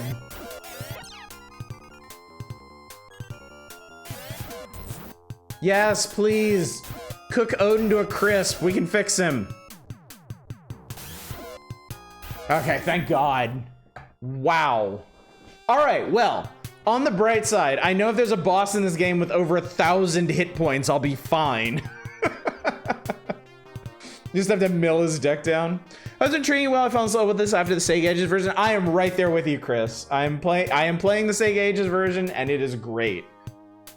I'm having a wonderful time with it. Oh, neat. It's a town. Yeah, I didn't want to talk to you either. You're fucking 18 ellipses. Don't believe your own eyes in the depths of the dungeons. Secret walls. Probably just a script that says like 50% heal, 50% fire breath. God. 1, 2, 3, 4, 5, 6, 7. It's 10!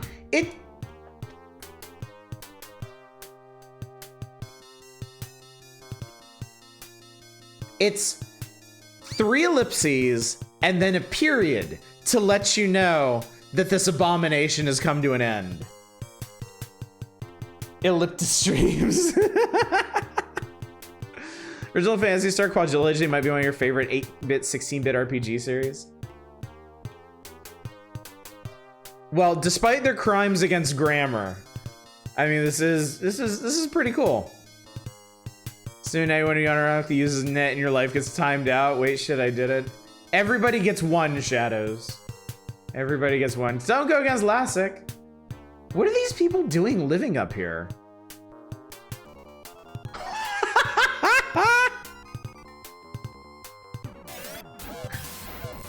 Well, screw you.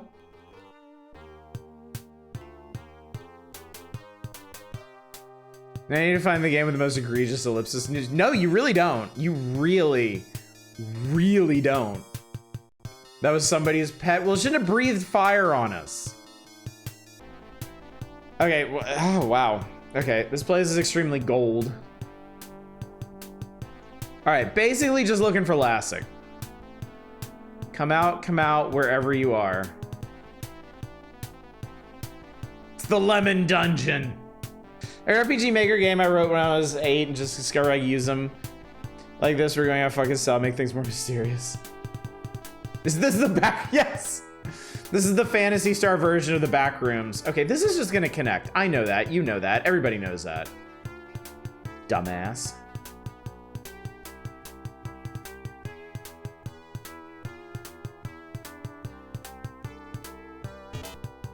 Beep. All right.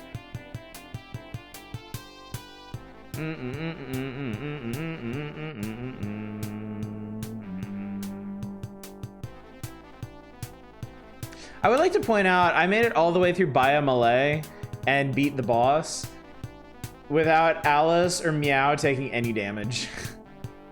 And actually until we got to the boss, I think only Noah had taken like 1 point of damage or something silly like that. This version of the game is so much fun. The Sega Ages treatment really does wonders for it. What do you want, a medal? I know I'd never get one. If Lassic spent his life in a bright yellow castle, no wonder he went insane and evil. Pew, kapow, kaboom. Aha. Nope, I don't care what kind of junk he had. Done with it. I have moved past such material concerns. I have achieved a higher level of consciousness. Class consciousness? No, certainly not. World War architects who thought this was acceptable doesn't deserve to exist.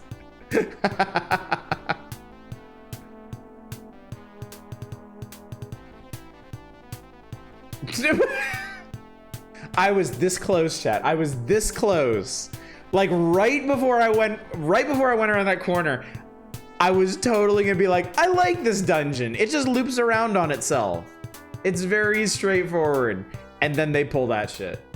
If I had been a second sooner, that would have been clip worthy.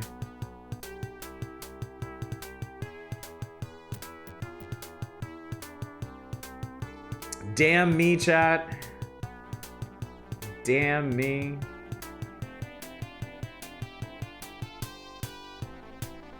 What the fuck was that one green square? I don't know. Stairs. We have stairs here. Green square surrounded by stairs and walls. It could have been an error in the auto mapping system. There have been no secret walls that I've seen. And there have been glitches in the auto mapper before. It's shown stuff to exist where nothing actually exists. I mean, hell, I got put inside a wall at one point, which is probably just the auto mapper not knowing what's going on. All right, I bet this is important. I'm still in the Dugan. All right, Dugan key use. I have watched all your actions. Attack me now if you dare. It's Shadow. Is it Dr. Mad again? Did he just rename himself? Because his Dr. Mad persona just kept getting owned?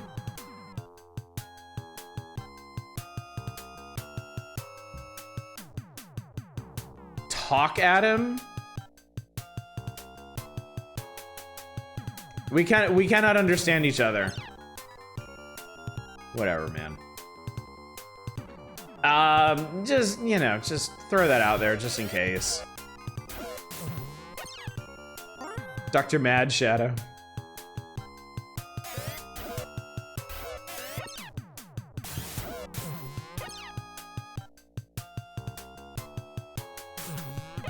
Yeah, Protect Up, he can't even hurt us.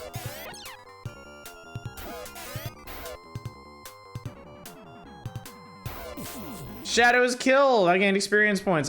I'm but only Lassic's Shadow. Even if you defeat me, you've gained nothing at all. I mean, whatever, bro. You're dead and I'm not.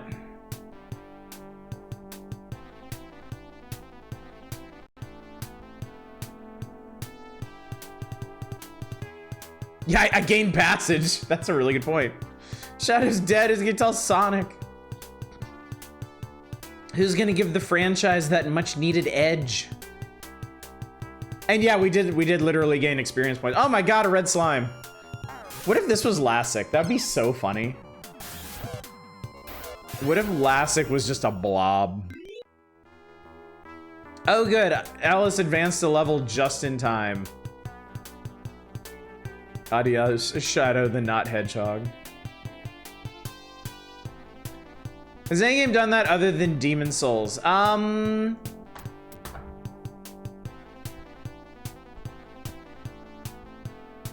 can we talk about without spoilers, actually?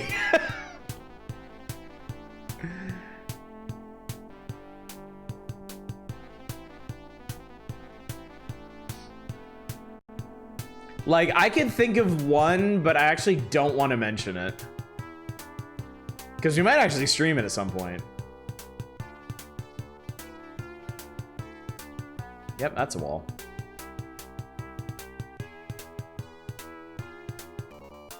Oh my god, there's stalkers in here. There was a stalker in here, now he's dead.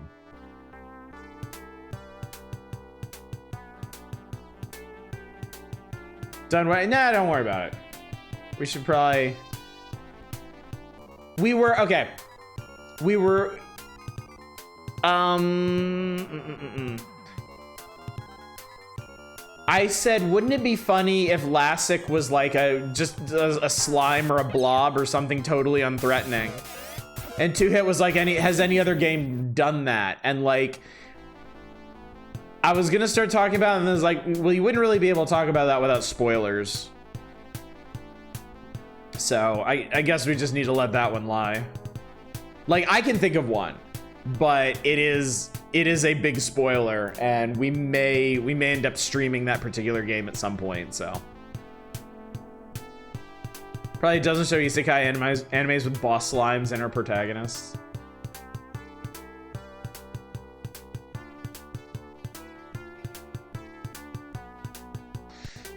Episode of Dragon Ball where Oolong is introduced framed like a big evil dude, or he's just a funny pig man.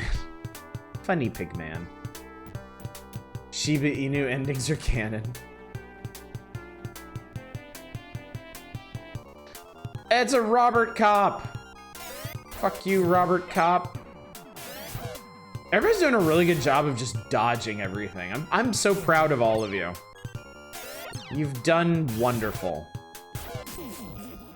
Goodbye, Robert Cop. Goodbye, Robert Cop's treasure.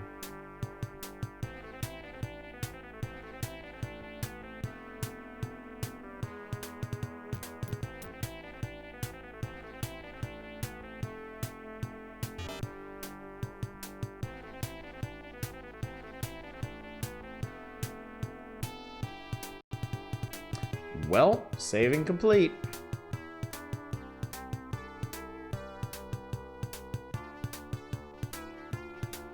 Too bad you don't have enough gold to get the good ending. The only real danger is greed. Robert Kopp, no! Ah! Meow took damage. This is unconscionable.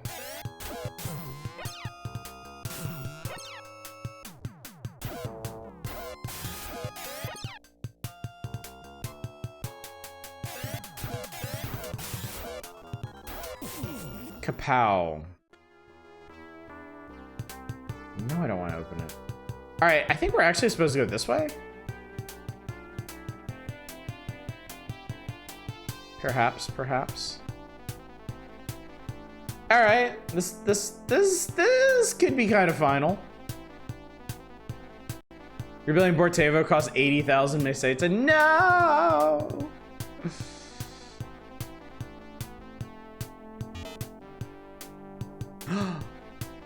My children, you have done very well to come this far. You are very lucky indeed. Do you really wish to kill an old man? Yeah? All right, then we'll forget this is an unfortunate mistake. Oh boy, oh boy, oh boy, oh boy. Okay. All right. Fighty time. Protect us. All right. All right, that did damage. That definitely did damage. Oh, he dodges too. Oh my. Oh dear. Oh goodness. If you say no, he gets initiative.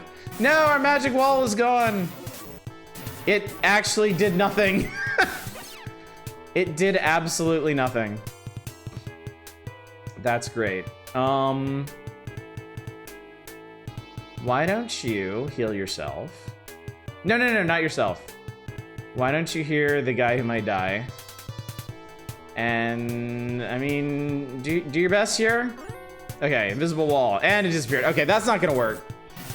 He's just gonna keep doing this shit.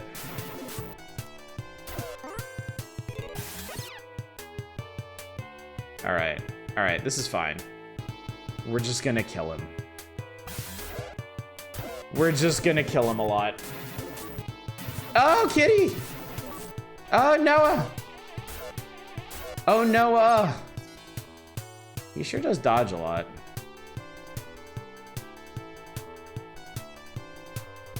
I like this music. Oh, he can't. Oh, he can't heal in battle.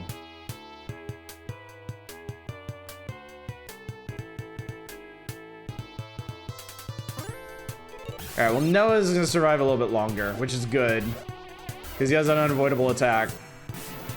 Not the cat!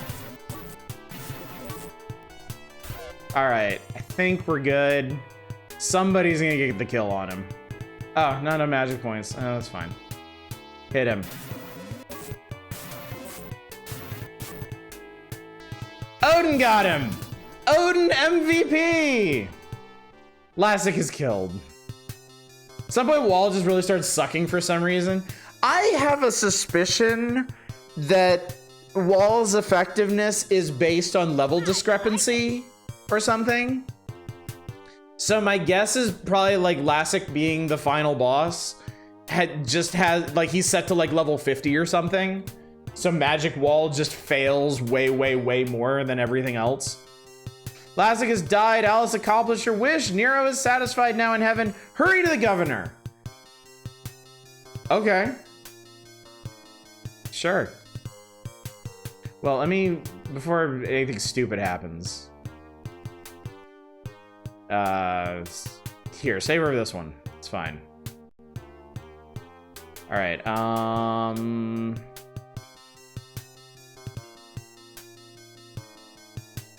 get me out of here.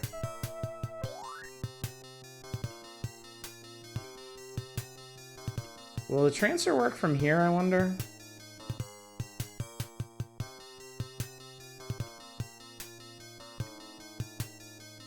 It will.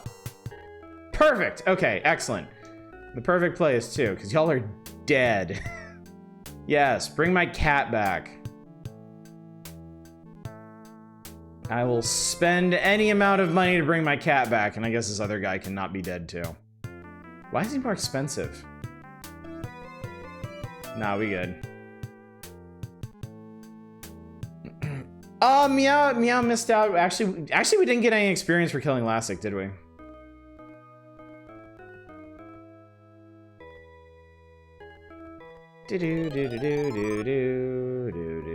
All right, where the hell is the governor?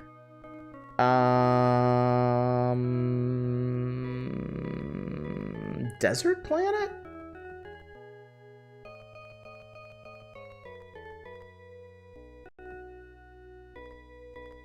Meanwhile, Androcop drives Lassic to the church to revive. We just ended there on that text, no credits. That would have been really funny, yeah. Is everything still like... Did anything change? Nothing changed. Did anybody notice that Lassic died? I mean, I assume it takes time for that to... Yeah, it's still under martial law. The world refuses to change. Alright, sure.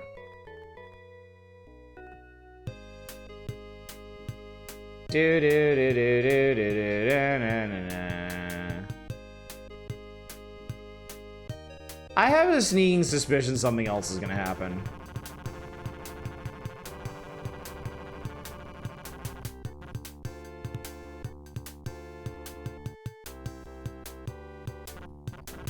Like, why the hell do I need to go all the way to the governor for this shit?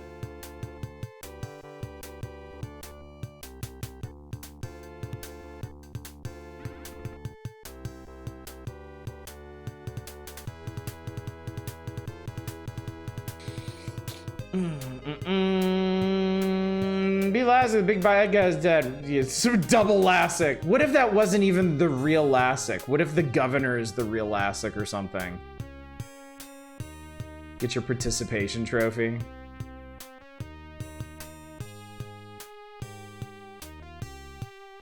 I mean, normally in games like this, when you're doing the victory lap, there's like a conspicuous difference in systems. Like, something actually changes, but...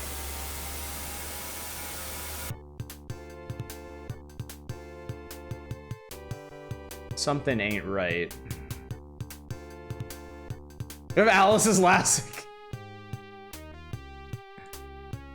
Could be anything. It's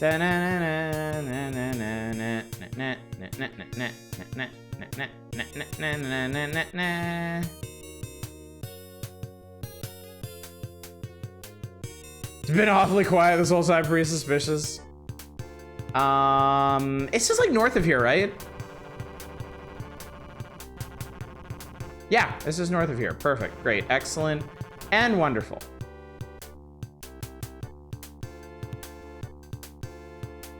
I had to be told that. I couldn't figure that out myself.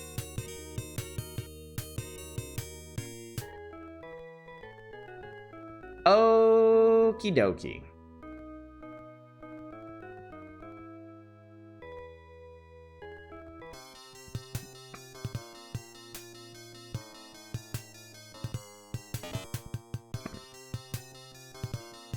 I'll save when I get right outside the governor's place. Here we go.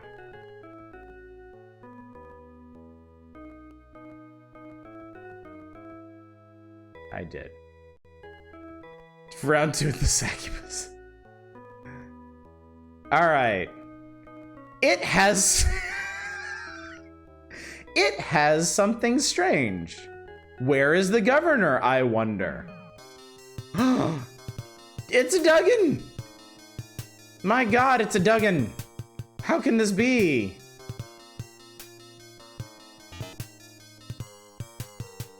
The joke about the last dungeon being the back rooms.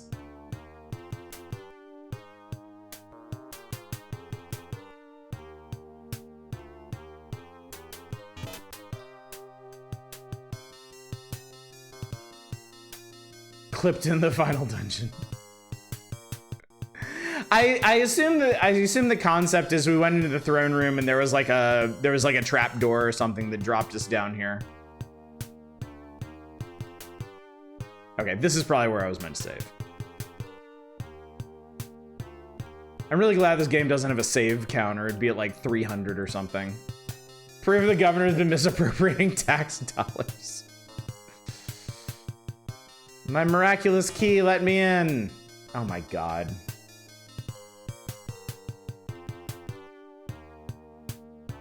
Maybe the governor is just a little slime guy. Oh, that's okay. That's fine. I'm pretty sure we're supposed to do that.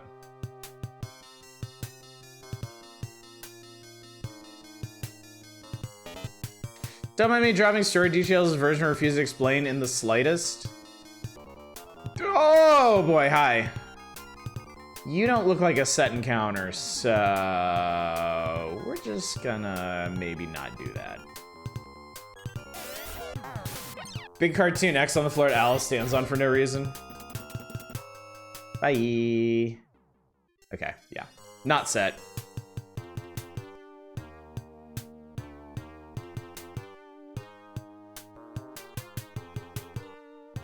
Is this a giant spiral? Oh my god.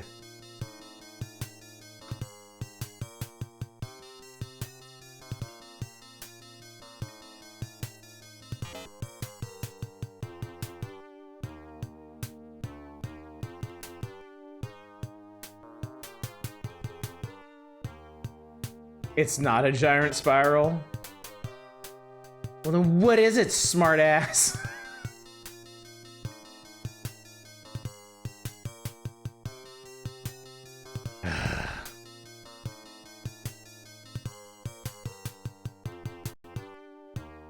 Oh, not a giant spiral. Okay. You're still a smartass though.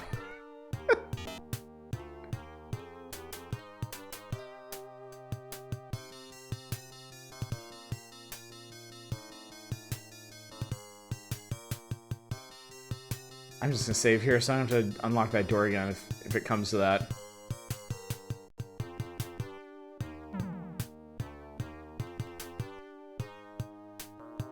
Japanese man explains that Lassic was a kindly king a century ago, ruled the algo system fairly before something corrupted him and started making him go insane and wish for destruction in the hopes of immortality. Okay.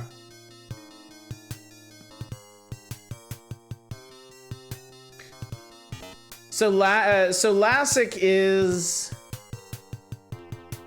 set up in the manual to be the villain, but not really of his own accord. Like there is the implication that there is some kind of outside influence. Oh good, Alice is tied up, perfect.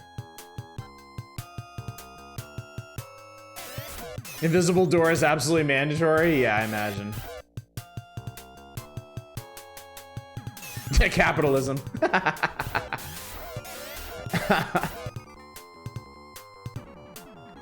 The succubus from the start?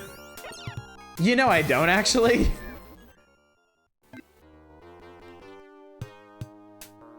I don't actually remember a succubus.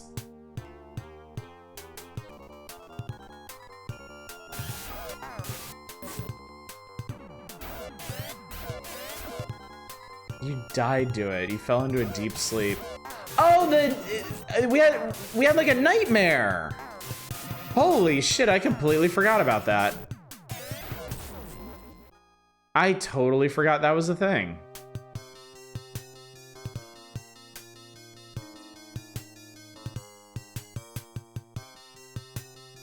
Only time you got attacked in your sleep. That's right. That's right.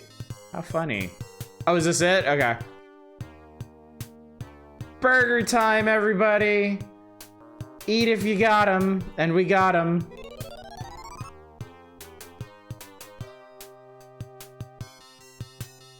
Cat, eat a burger. Meat man, eat a burger.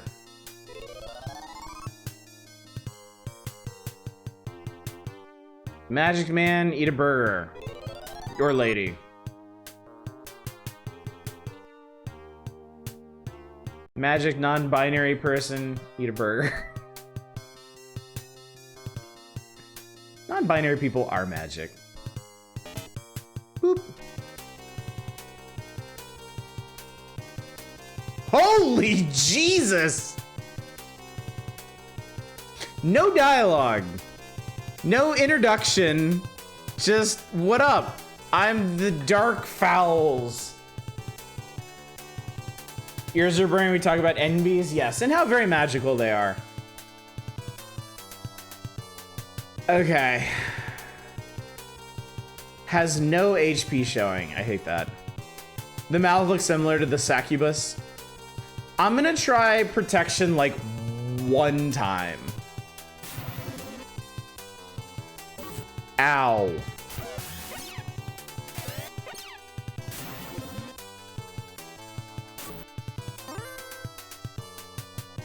Okay, sure. I like it.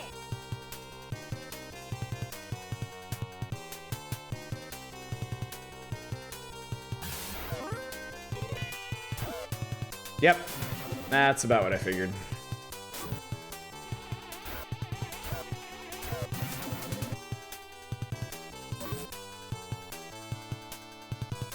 I'm not surprised that they don't show you how much health he has, but I still hate it.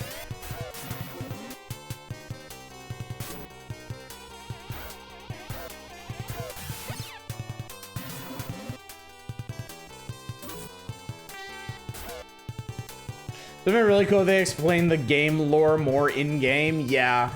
Yeah, they really needed, like, they had so many people in the game just dropping hints and indications of things. They could have had somebody touch on this somewhere. And it really would have helped.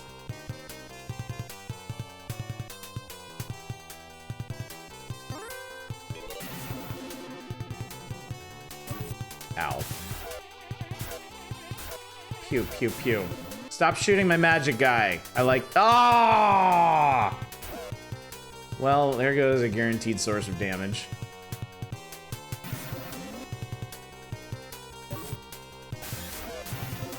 The Japanese version does more, the localization drops more. I mean, does it... Because what you're telling me is from the manual. Does it do more in the game? Because I gotta level with you. The manual doesn't count for much.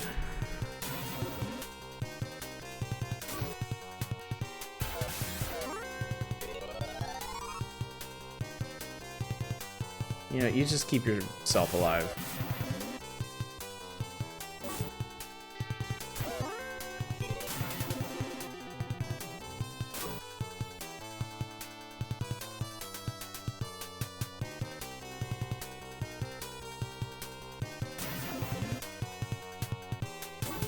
Cat!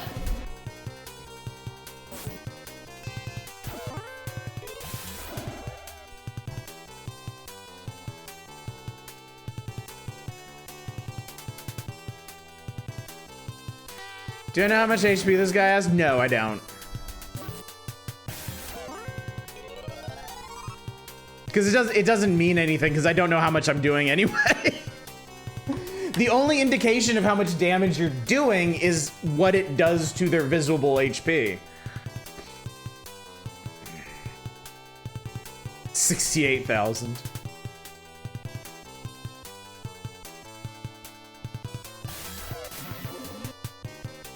Well, yeah, I know Odin's doing 20 per round because that's set.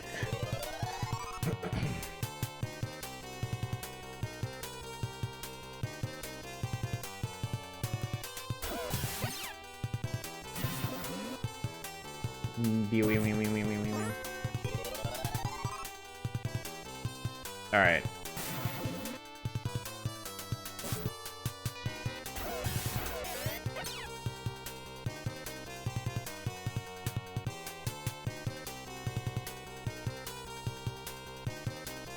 Hang on. Do I have burgers? I do have more burgers. Oh no, you have to use a burger on yourself. Well, that's a shame.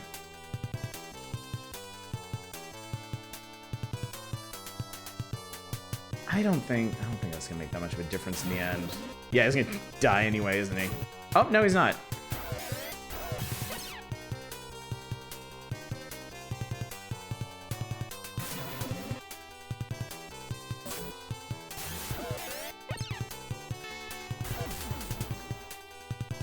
Where'd you go?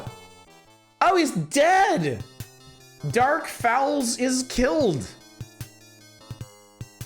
I'm sorry. I must have been possessed body and soul by evil.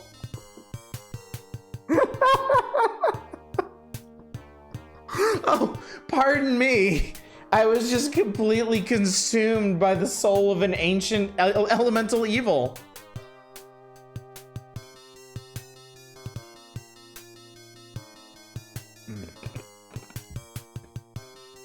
Pretty sure the Japanese version of NPCs talk about Lassic was once kind before something started making him act weird as well as the cover and acting wheel. I'm pretty sure NPCs mentioned that in this as well. Like, I feel like there was somebody who said something about, like,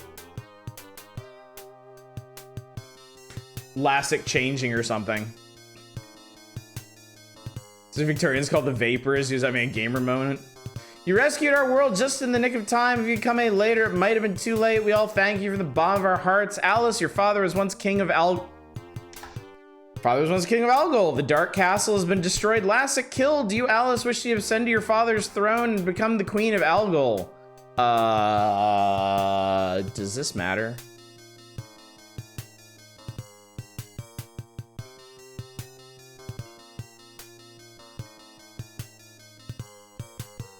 Not really.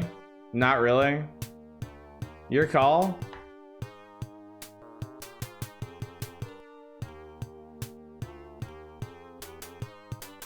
Yeah, I mean, fuck it. I got the sword, I got the tools, I got the talent. Hell yeah. Then you are the very queen of the entire system. I will assist you in all ways possible. All right, cool. We am queen now.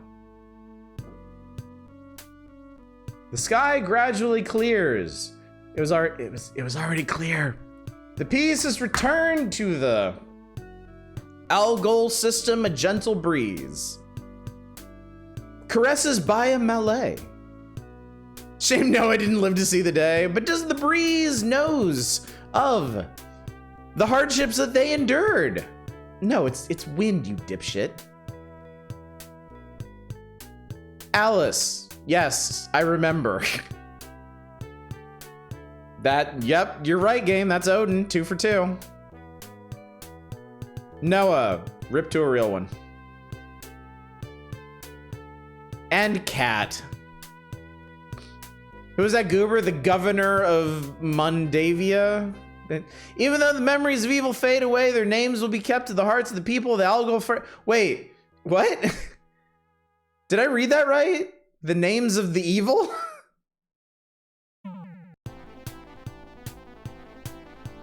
Oh my god, this is a really cool way to do the credits. Oh, this is such a cool way to do the credits. That rules. Story by April Fool. Look at the map too.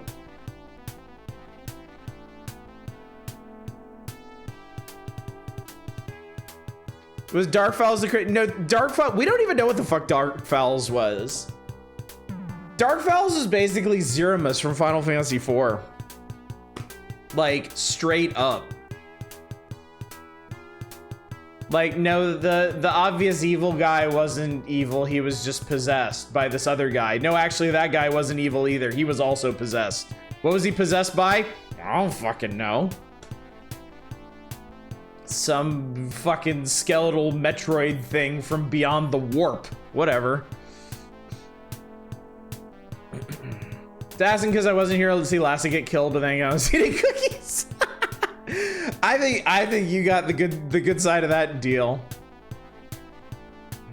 I'm sorry, it seems I was possessed body and soul by evil. Funny how that happens. One of the later ones even funnier. You open a chest and Dark falls inside. He tries to kill you. That is really funny. Dark Falls is a mistranslation of Dark Force. Okay. He's just Mr. Evil. Again, not an uncommon conceit in RPGs of this era. I mean, personally, I think it's I think it was kind of transgressive of original Final Fantasy to have like the first wimpy ass boss you fight actually be the final boss through time fuckery. Like that was pretty cool. I've always thought, as much as I like the set piece of it, I've always thought the final boss of Final Fantasy IV was lame. Cause he literally comes out of nowhere. He comes out of a guy you haven't even seen before or heard anything about. Like, you travel all the way to the moon and down through this hell dungeon into the core of the moon to find some guy that you found out about in like the last scene, and he's not even the final boss. Final Fantasy games have a bad habit of doing that. I mean, okay, hang on, cause yeah, one is fine. 4 does that shit. 5 does that shit, right? 6 is fine. 6 is probably the best build up to a final boss they've ever done, unless you're a big Final Fantasy VII fan.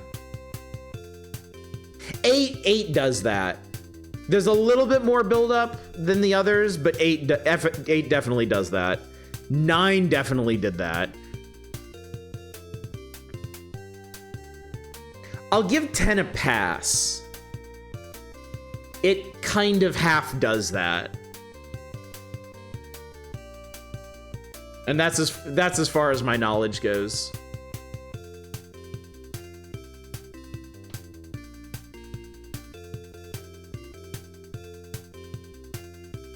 Five just has X-Death transform into Neo X-Death. Oh, okay. It's just a different form of him. Okay. Yeah, even Final Fantasy 9 is like, oh, I'm the Angel of Death. Let's wrestle. Whoops. Did watch a YouTube video that explains Final Fantasy 9's what the final boss better. I mean, that's great, but if I have to watch a video to understand why your boss is the final boss, you fucked up. In 2, you kill the final villain twice because he's too badass and takes over hell. That's kind of neat, actually. I like the sound of that. So this is your first console RPG. I mean, again, I haven't played the original version of this. I've only played the Sega Ages version. Like, as a whole, it's great. Like, this game is super, super fun. I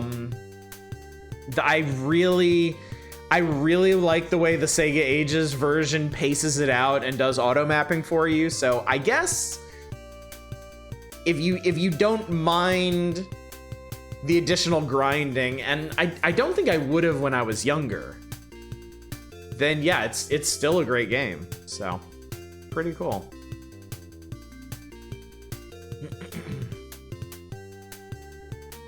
Contemporary Dragon Quest II as well. For the time, it's super impressive. Yeah, it's solid. It is very solid. But yeah, I enjoyed this. I enjoyed this a lot. I had way fewer complaints about the things that it does than I even thought I would. The secrets thing. Can all agree on that.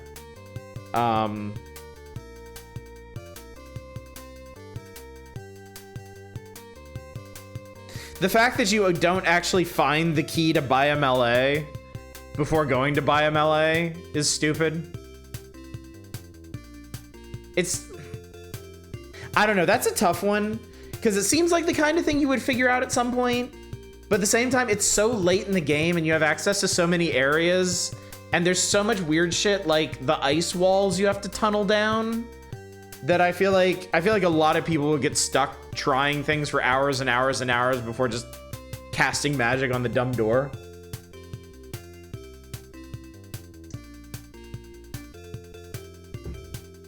Did I miss the end of the game? I am sorry you did.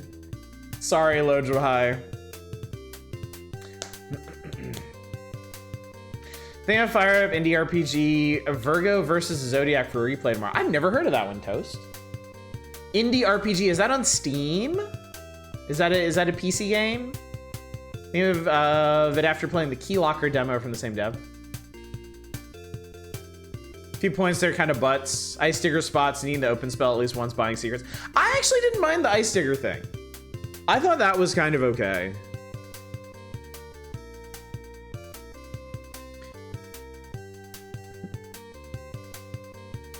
Love this game. I can acknowledge this flaw and this all-time ban for the internet. You're just not cut out for the discourse, man. You're just, if you don't love something completely and unconditionally, if you're willing to admit that things you enjoy have flaws, you're simply not meant to be an internet denizen. It's the way it be. It's got timing commands. Ooh, I love this art.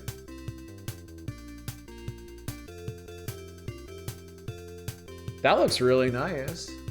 That looks really, really cool.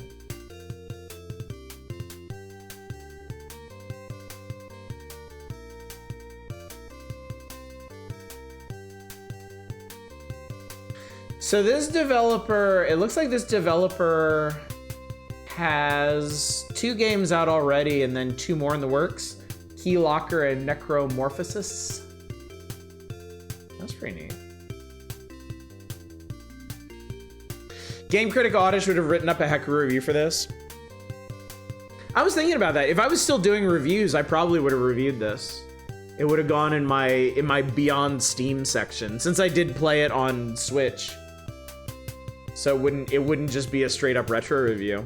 But yeah, I would definitely give this a positive review.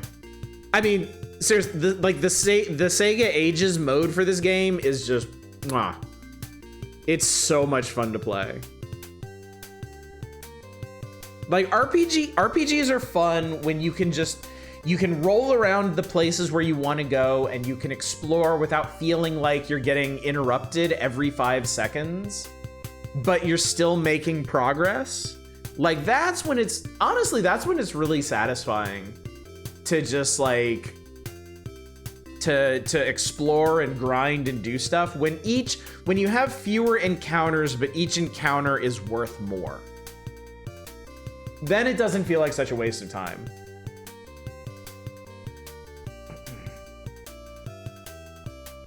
Turns out Phantasy Star and Final Fantasy both came out in December 1987, 3 days apart.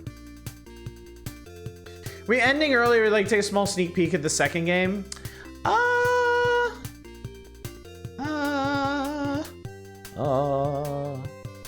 It is pretty early. I guess we could. I'm gonna sit here for a minute though. We got time. If you don't love something so much you shit your pants when you learn that games are gonna be available on a different system, you're not a good internet person. Something I like about Final Fantasy V, I always feel like the plot stays out of the way. I think meaningful exploration is kind of core of what I want in RPGs in a nutshell. Yeah, I think so too. My favorite, thinking back to old RPGs, my favorite parts are always when I can go around and just look for cool stuff and feel like I found something that I wasn't really supposed to find. I mean, like, the back half of Final Fantasy VI is like one of my all-time favorite gaming experiences specifically because of that. I love the way that game is structured so much. You need to play Dragon Quest III, it's so good at that. Really? I was given to believe that it was the opposite. That Dragon Quest III actually is actually pretty structured in how you go through it. Nintendo Power made it look that way anyway. Like everything in that game is like very, very directed. I got the impression that you're on more of a leash in 3 than you are in 2. Because in Dragon Quest 2, you're basically on a linear path until you get the boat, and then you can go wild. And then there's like a billion things you can do. Structure for the first fourth of the game, then you get a boat, and the entire world opens up into multiple plot arcs, so you can attack. Oh, you know what? Nintendo Power probably just broke it down in the order that they did it. And so reading their breakdown made it sound like you had to do it in that order. That makes a lot more sense, especially as a sequel to 2. Because, yeah, 2 was wide open. Because there was so many, there's a giant sack of MacGuffins you have to get to the final area in Dragon Quest 2. And you basically do it in any order you want. Only Dragon Quest that ever really caught you is Dragon Quest 8. One's a lot more structure and character focused than most of them, you think?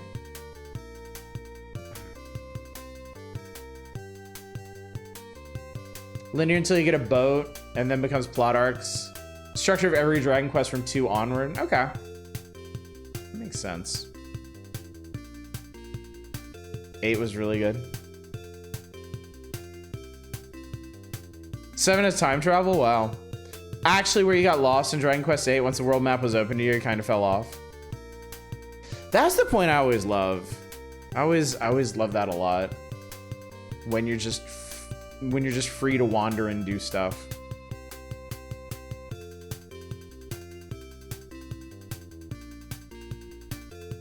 Yeah. Yeah, all my favorite thinking about it now, all my favorite RPGs have a point where it just opens up and there's just a bunch of really cool shit to find. Do love Final Fantasy X, you're on rails for like 80% of it. You don't get an airship you can take wherever until pretty late. I think what the thing about Final Fantasy X is they have a different way of hiding stuff in that game. Like they don't hide, like there's like what, like 2 secret places on the map that you can get to after you get the airship or something. But there's a ton of secret stuff tucked away in the actual areas you run around in. Like I don't love that Final Fantasy made the shift away from world maps, because I love RPG world maps. Like I think they're really, really fun. And that's where I really enjoy exploring.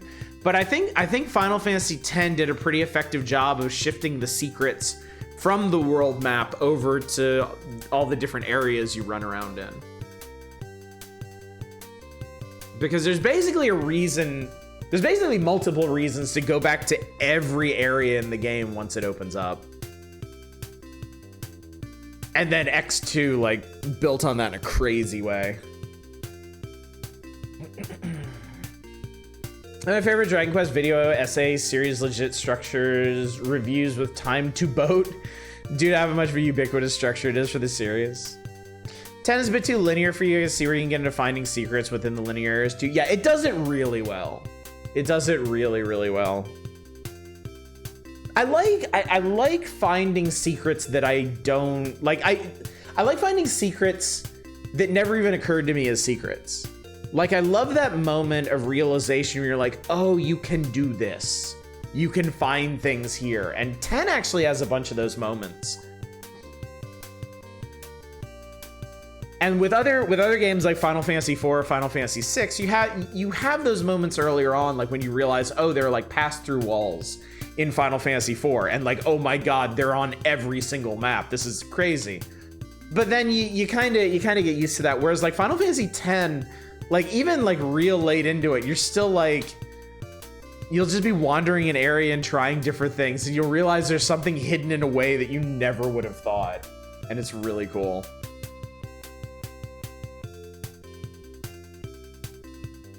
Pervert X2 due to its structure. X2 has a really cool structure to it. It's much more open throughout because of the mission system.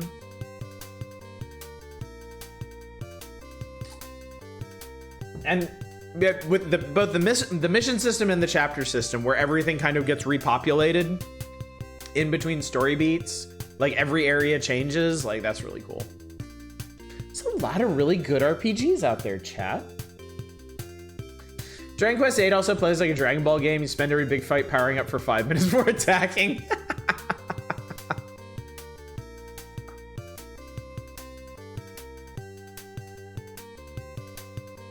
Oh wow, you can actually find a town in one of the Tales games before it gets plot destroyed? That's kind of neat. When Metroidvania gives you an unexpected power that changes how you see the world, that's always cool, yeah. That's really cool. They don't always, like, they're not always good about that. And like some of the best Metroidvanias don't actually do that. Like,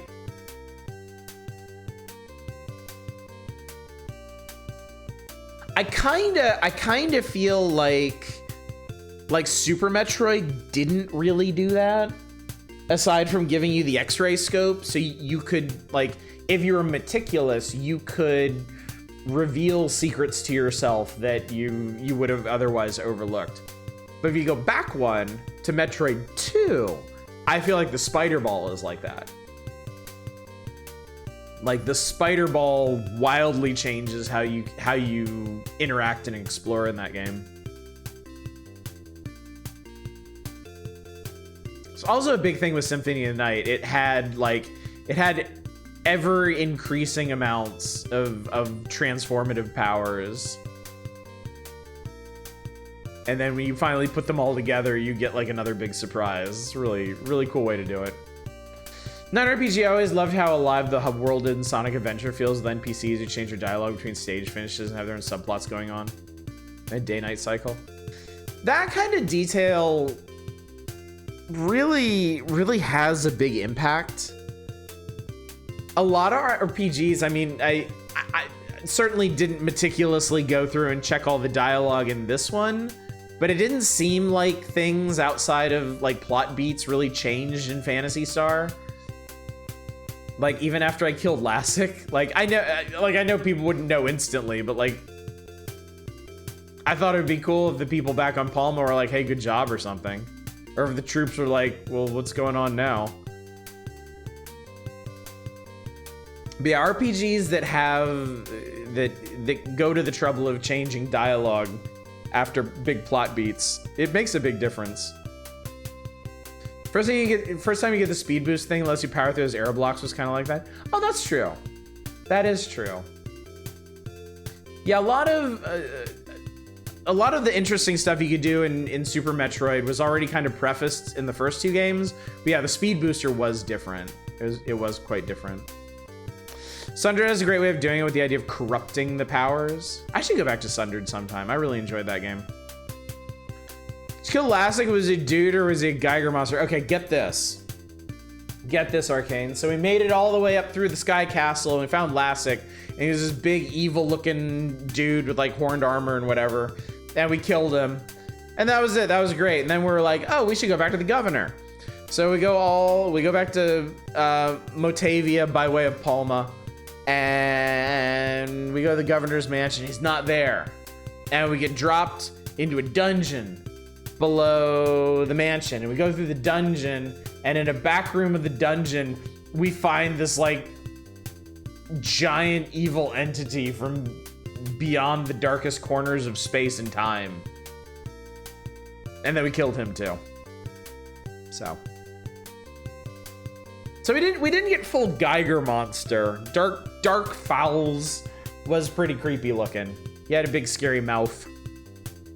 But yeah, apparently there was a big scary monster that was possessing everybody. You know, love the ending to PS2. Let's actually take a look at that. Since we got some time and I've got it, it's a Master System game, right? I should have it sitting around somewhere. Wait. Hang on. Oh, it's Genesis? I got something for that. All right, anyway. Hang on, let me redo my setup because all my windows are gonna get pushed around really stupidly. It's gonna be annoying. Hold, please.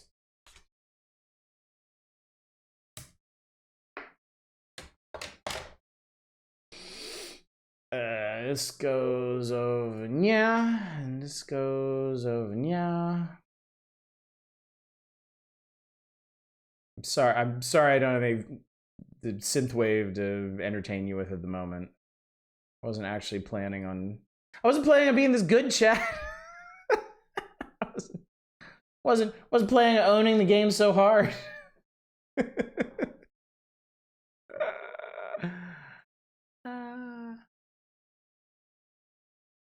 Just a second.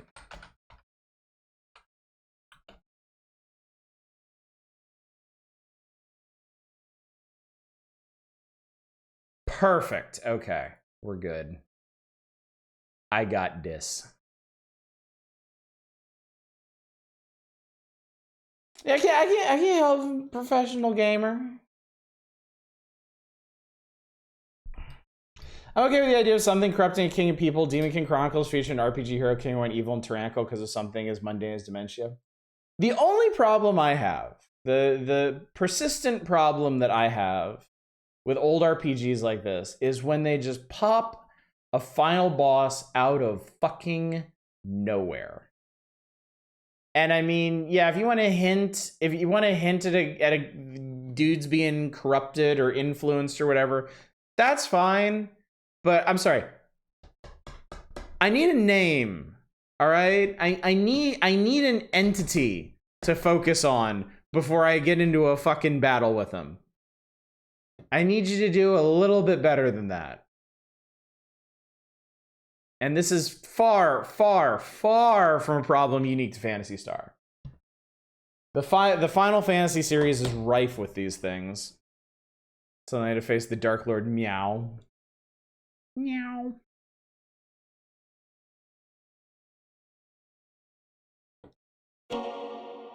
Take it!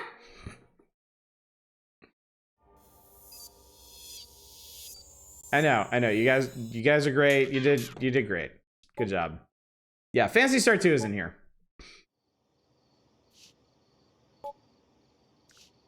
It is there. It's right there. And 3 and 4.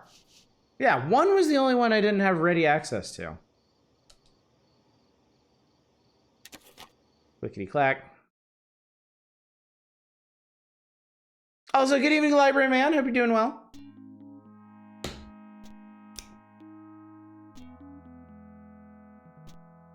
Those ladies are huge. Wait, didn't I make that joke in Phantasy Star 1? Do the Phantasy Star games always just have huge space ladies that are otherwise completely unmentioned? Never cease to amaze me the final boss fight in Final Fantasy IX was a complete unknown throughout the game, and I like that one. Yeah, that one was brazen. That one was incredibly brazen. Where did you come from? Where did you go? Where did you come from, Cotton Eye Joe? This is the second plant of the Algo system Mota. Motavia? Did they rename Motavia? Looks like they've been hard at work terraforming. 5 minutes later, oh, sorry, buddy. Over 1,000 years have passed since the evil Lassic was defeated by Alice and friends. Oh, so did people never find out about Dark Falls? Did they just never bother to tell anybody? Because that seems kind of important. Like, I think you'd want people to know about that. Since that time, Algo's prospered under the care of a giant computer called the... Oh.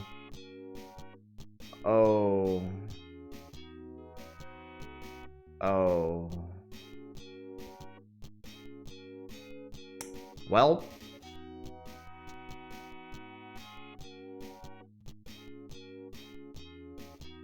I think Lassic has apologists. Living in 2024, I can say with absolute certainty he does. The mother brain created domed farms on the dry world Mota so that crops would grow and lure the inhabitants into a false sense of security.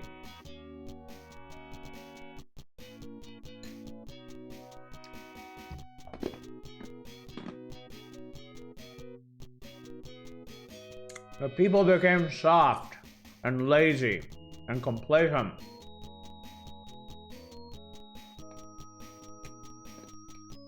Yeah, I just beaten Final Fantasy the first time my friend brought his Genesis to my house and showed me PS2.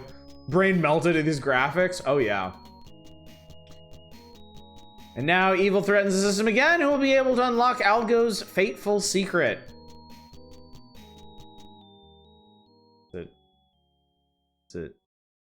Is that guy again? Let me check the back update. Okay, do it. You've checked it? Good. New game me. What is the name of your character?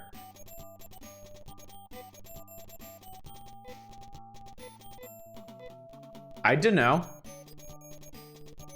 End. Well then, let's begin the game. Boop. I am haunted by nightmares every night. That was Darkfells. A young girl is battling a giant demon. I am close by, but I can't move or speak. All I can do...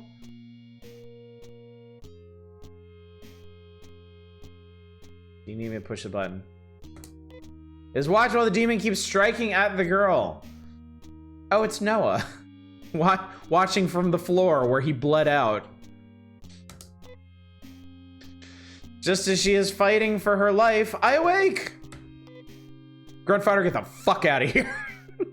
I awake in my room, dimly lit by the early dawn. I am filled with incredible sadness and fear. I am Dano, an agent here in Paseo, the capital of Mota. I shake my head as if to scatter the remnants of the dream. I have no time to worry like a child about nightmares in this modern age, especially with the mother brain planning and controlling all aspects of the event. No. If you have a computer controlling your entire society, you have lots of time. You have lots of time to ponder your nightmares and shit. They might be important. I open my window and take a deep breath of the fresh air. It seems to wash away the bad feelings left by my dream. What if Dano does Dugan?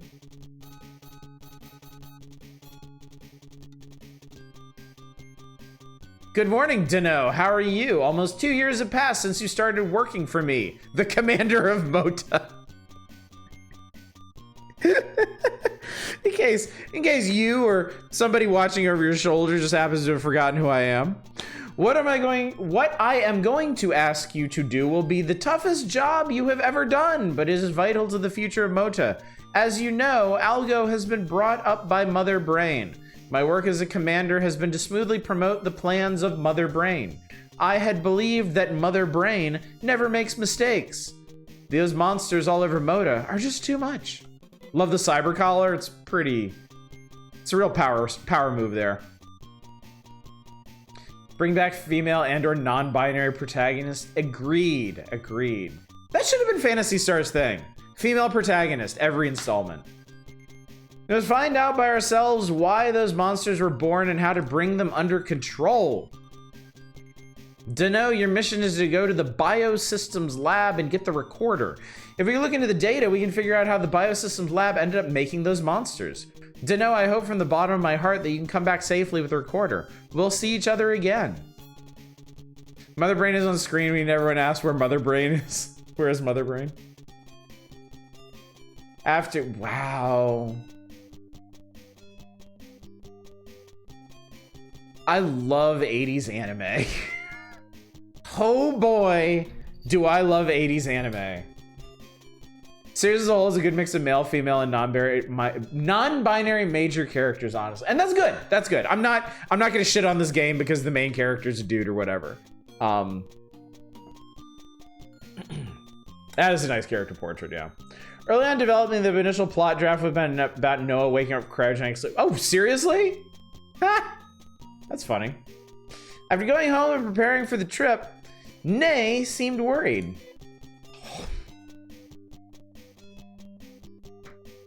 Because she can't find her shirt? Seems like she might be unbothered by that. Nay, I have to leave for a while. Nay stared at me for a moment. I remembered when we first met, she looked at me in just the same way. That was 7 months ago because she was the product of a mixture of human cells and those of a bio monster. She was an outcast from society. You were still small when we first met, but now you can take care of yourself. I'm going on a dangerous journey. Too dangerous for you. I worry about you like you were my sister. Still, Nay stood in the doorway to keep me from leaving. Does she not talk? Oh, she does. Good. Great. Please, Dano, take me with you. I'll do anything for you. I took my sack and started to go, but Nay still blocked the way. I had no choice. I decided to let her come with me. Yeah, well. That's how party members do. Why are the biosystems creating biomonsters? That appears to be the central conceit of the plot. It seems to be our reason for being. Item, I don't know. Knife, carbon suit, and shoes. Cool. Nay. Ribbon, carbon vest, and say, you call that a vest? Sure. State. 200 bucks. We got a few HPs and some TPs. I'm not gonna make the obvious joke. Ah, because we don't have magic, we have tech, huh? I can't, Deno can't use techniques. Nay can res. String. Strong? Str.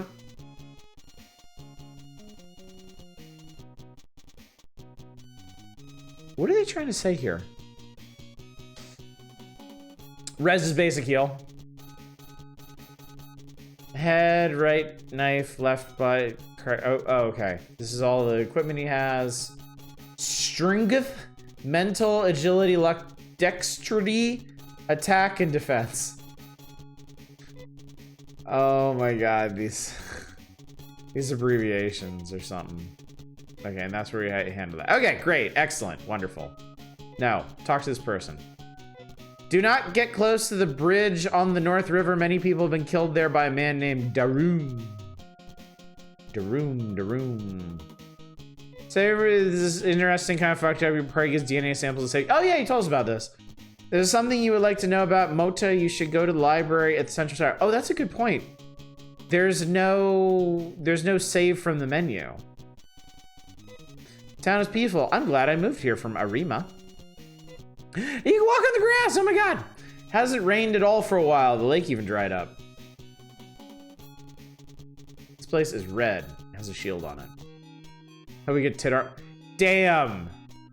This guy's gonna cut us an amazing deal. On a Kerbin Emil for 420. Be careful out there, yeah. Tit armor was 1,000 years ago, now it's tits armor. That's just Dio.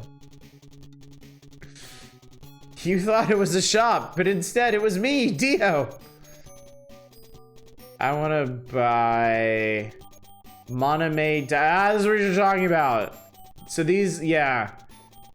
These are the calorie mate-esque healing items. Antidote, oh no, they have status effects. Telepipe and Escapipe.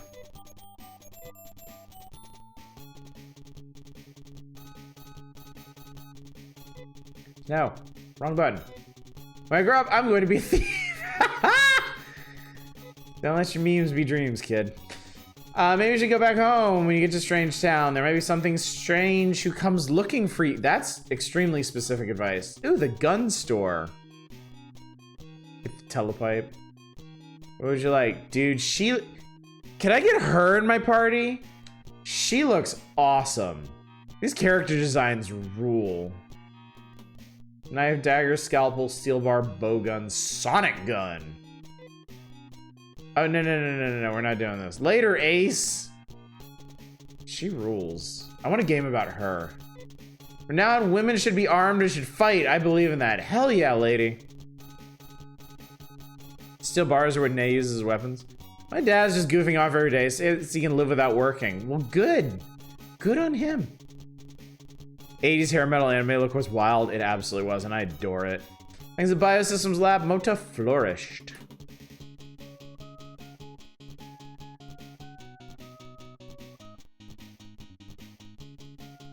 This is Central Tower in Paseo, the capital of Mota. Welcome to Data Memory. Deno needs some points to level up. Nay needs some too. Yes, I want to put my memories and experiences in storage. Here we go. Enter a name for the file. It's Deno. If we do a full playthrough of this game, we'll come up with funnier names, I promise. Memories and experiences saved. Are you going to adventure some more? Yeah, alright. Hey, she says I see good luck before you even answer. If you have money, you can always get your body cloned at the clone lab. Great. You are armed and look so brave. If you don't keep your weapons in good shape, they're worth nothing. Nothing.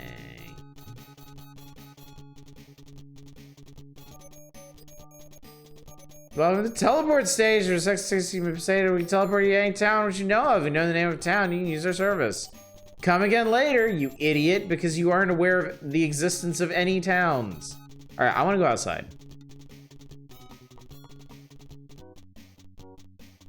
All right. Get in the tube. Is there no more dungeon crawling in this? Do they don't do the dungeon crawly bits anymore? Hello. The dungeon, oh.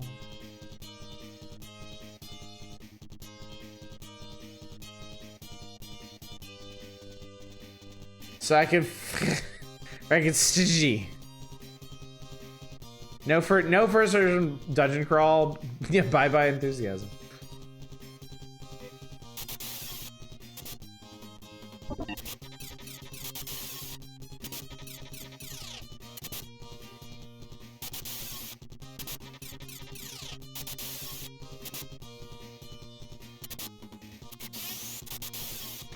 Did I engage auto battle? Is that what happened here?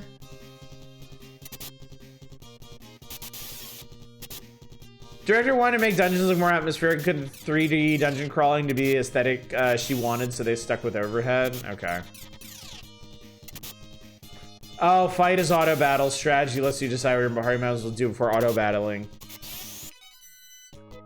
So, huh.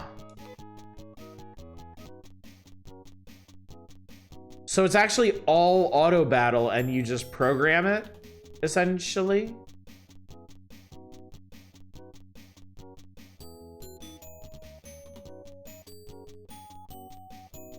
Speedo normal fights.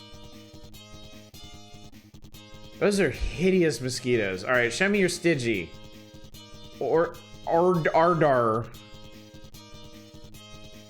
Fight magic stuff. Order. They can't fight. Okay. Run. Oh. But they're trapped. Well, that sucks.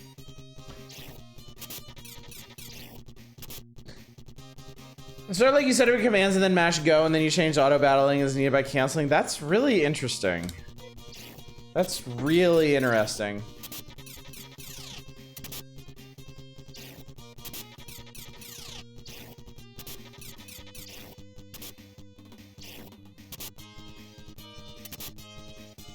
Nice miss.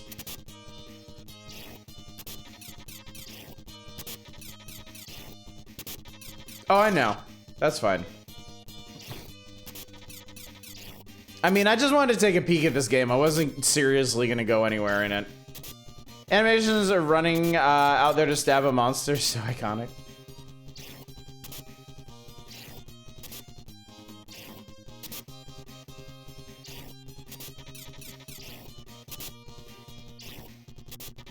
I'm sure she'll be fine. The red flashing is annoying. Kinda is, isn't it? Let the party actively move themselves in the way of enemy attacks. You have a point there, Captain Tio. You do have a point there. Well, let's find out what the game over screen looks like. Which I suppose we'll become intimately familiar with if we do end up streaming this.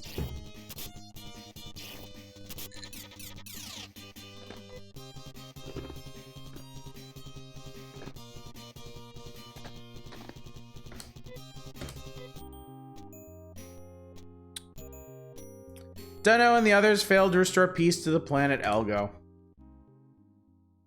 Damn you, mother brain.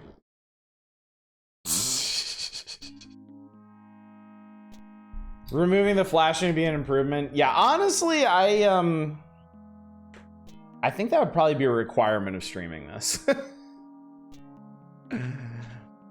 I think if I did try to stream this, I would never hear the end of how annoying that is. So yeah. Anyway, chat, we did it. We have completed the original Phantasy Star. This is not the original Phantasy Star, but I assure you, we did do it. For those of you who weren't here in the moment.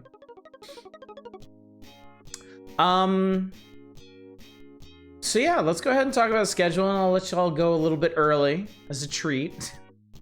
Tomorrow night's Power Hours. We're back on Nintendo Power, back to September 1993. I don't even remember where we are in the magazine. We're somewhere. I think we're getting on to the Game Boy stuff, and there's not a whole lot of Game Boy stuff because the main Game Boy feature is Final Fantasy Legend 3, which we've already done a full playthrough of, admittedly years ago, but we did do it, so. I suppose if we wanted to screw around with that game, we could. So we may play some Final Fantasy Legend 3 tomorrow, or we may make good progress through the magazine. One or the other. Tomorrow night will also be the last night to put up a demo for the Next Fest demo wheel that is happening on Friday. I hope you're all looking forward to that, because I definitely am. I always find a lot of really cool-ass games when we do demo wheels, so I'm very excited about this. Also, I kind of have to refrain from playing demos for the whole Next Fest week, so I don't accidentally jump on something that somebody requests. So once we've done that, I'll be wide open to peruse other demos as well. And then more Power Hours on Saturday. Saturday is the last night to vote on what genres you're interested in seeing. Now that we're done with Phantasy Star, it is officially done, which means we're gonna start something new on Monday. What that is, I can't tell you. I actually am starting to formulate a plan based on preliminary results from the voting, because I've done this enough times. I know the vote doesn't change substantially after the first couple of nights of voting. Y'all could prove me wrong here. There's a first time for everything. Can't or won't? Won't. I mean, it would be completely unfair of me to go ahead and state a plan now when the vote hasn't even been finalized. But if it goes in the direction it's going, I think I know what we're gonna do, actually. And I think y'all will be quite pleased. But we'll see how it shakes out for the rest of the week, because I know some people were still voting tonight. I know a few more went in this evening. So if you're really curious, I will probably spill the beans Saturday night. I will probably let y'all know what the plan is on Saturday. I wanted to make it a surprise, but the way I want to do it, I think it's going to be too obvious, so I'll just tell you. I'll just tell you what it is Saturday night, so look forward to that. I know that's always exciting for folks. Attendance is pretty consistent night to night. Both being close to final after the first few nights wouldn't be surprising. Yeah. I mean, that tended to be how it went down even when viewership wasn't as consistent. These days, it's been quite consistent, so not a big surprise there. So, but anyway, I'm actually excited to tell you what it is. I think you'll be very, very pleasantly surprised. But yeah, anyway, chat. This has been fun. Phantasy Star has been fun. Actually, I should probably get the hell out of here, shouldn't I? No, I pushed the fucking exit button. I went back. Let's get out of here. For better or for worse, I'm always here. Plans are for fools. Chaos rules. It is a bit of a well, you'll see. You'll see. I will do nothing else to preface what you are going to see and hear on Saturday. So you'll just have to be here for it. You'll just have to show up. Speaking of showing up, how about tonight? Ooh. Ali is super happy to beat Phantasy Star. I was like, yeah, man, you did it. Yeah. Let's go hang out with Voyix. I don't actually see Voyix up streaming all that often. They're playing something called Slice and Dice, which might be pretty cool. Let's go check them out. Let's see what they're doing. Anyway, chat, thank you so much for coming out tonight. Thank you for joining me for what proved to be the final night of Phantasy Star. An extremely fun game. A shockingly fun game. I had a great time with that.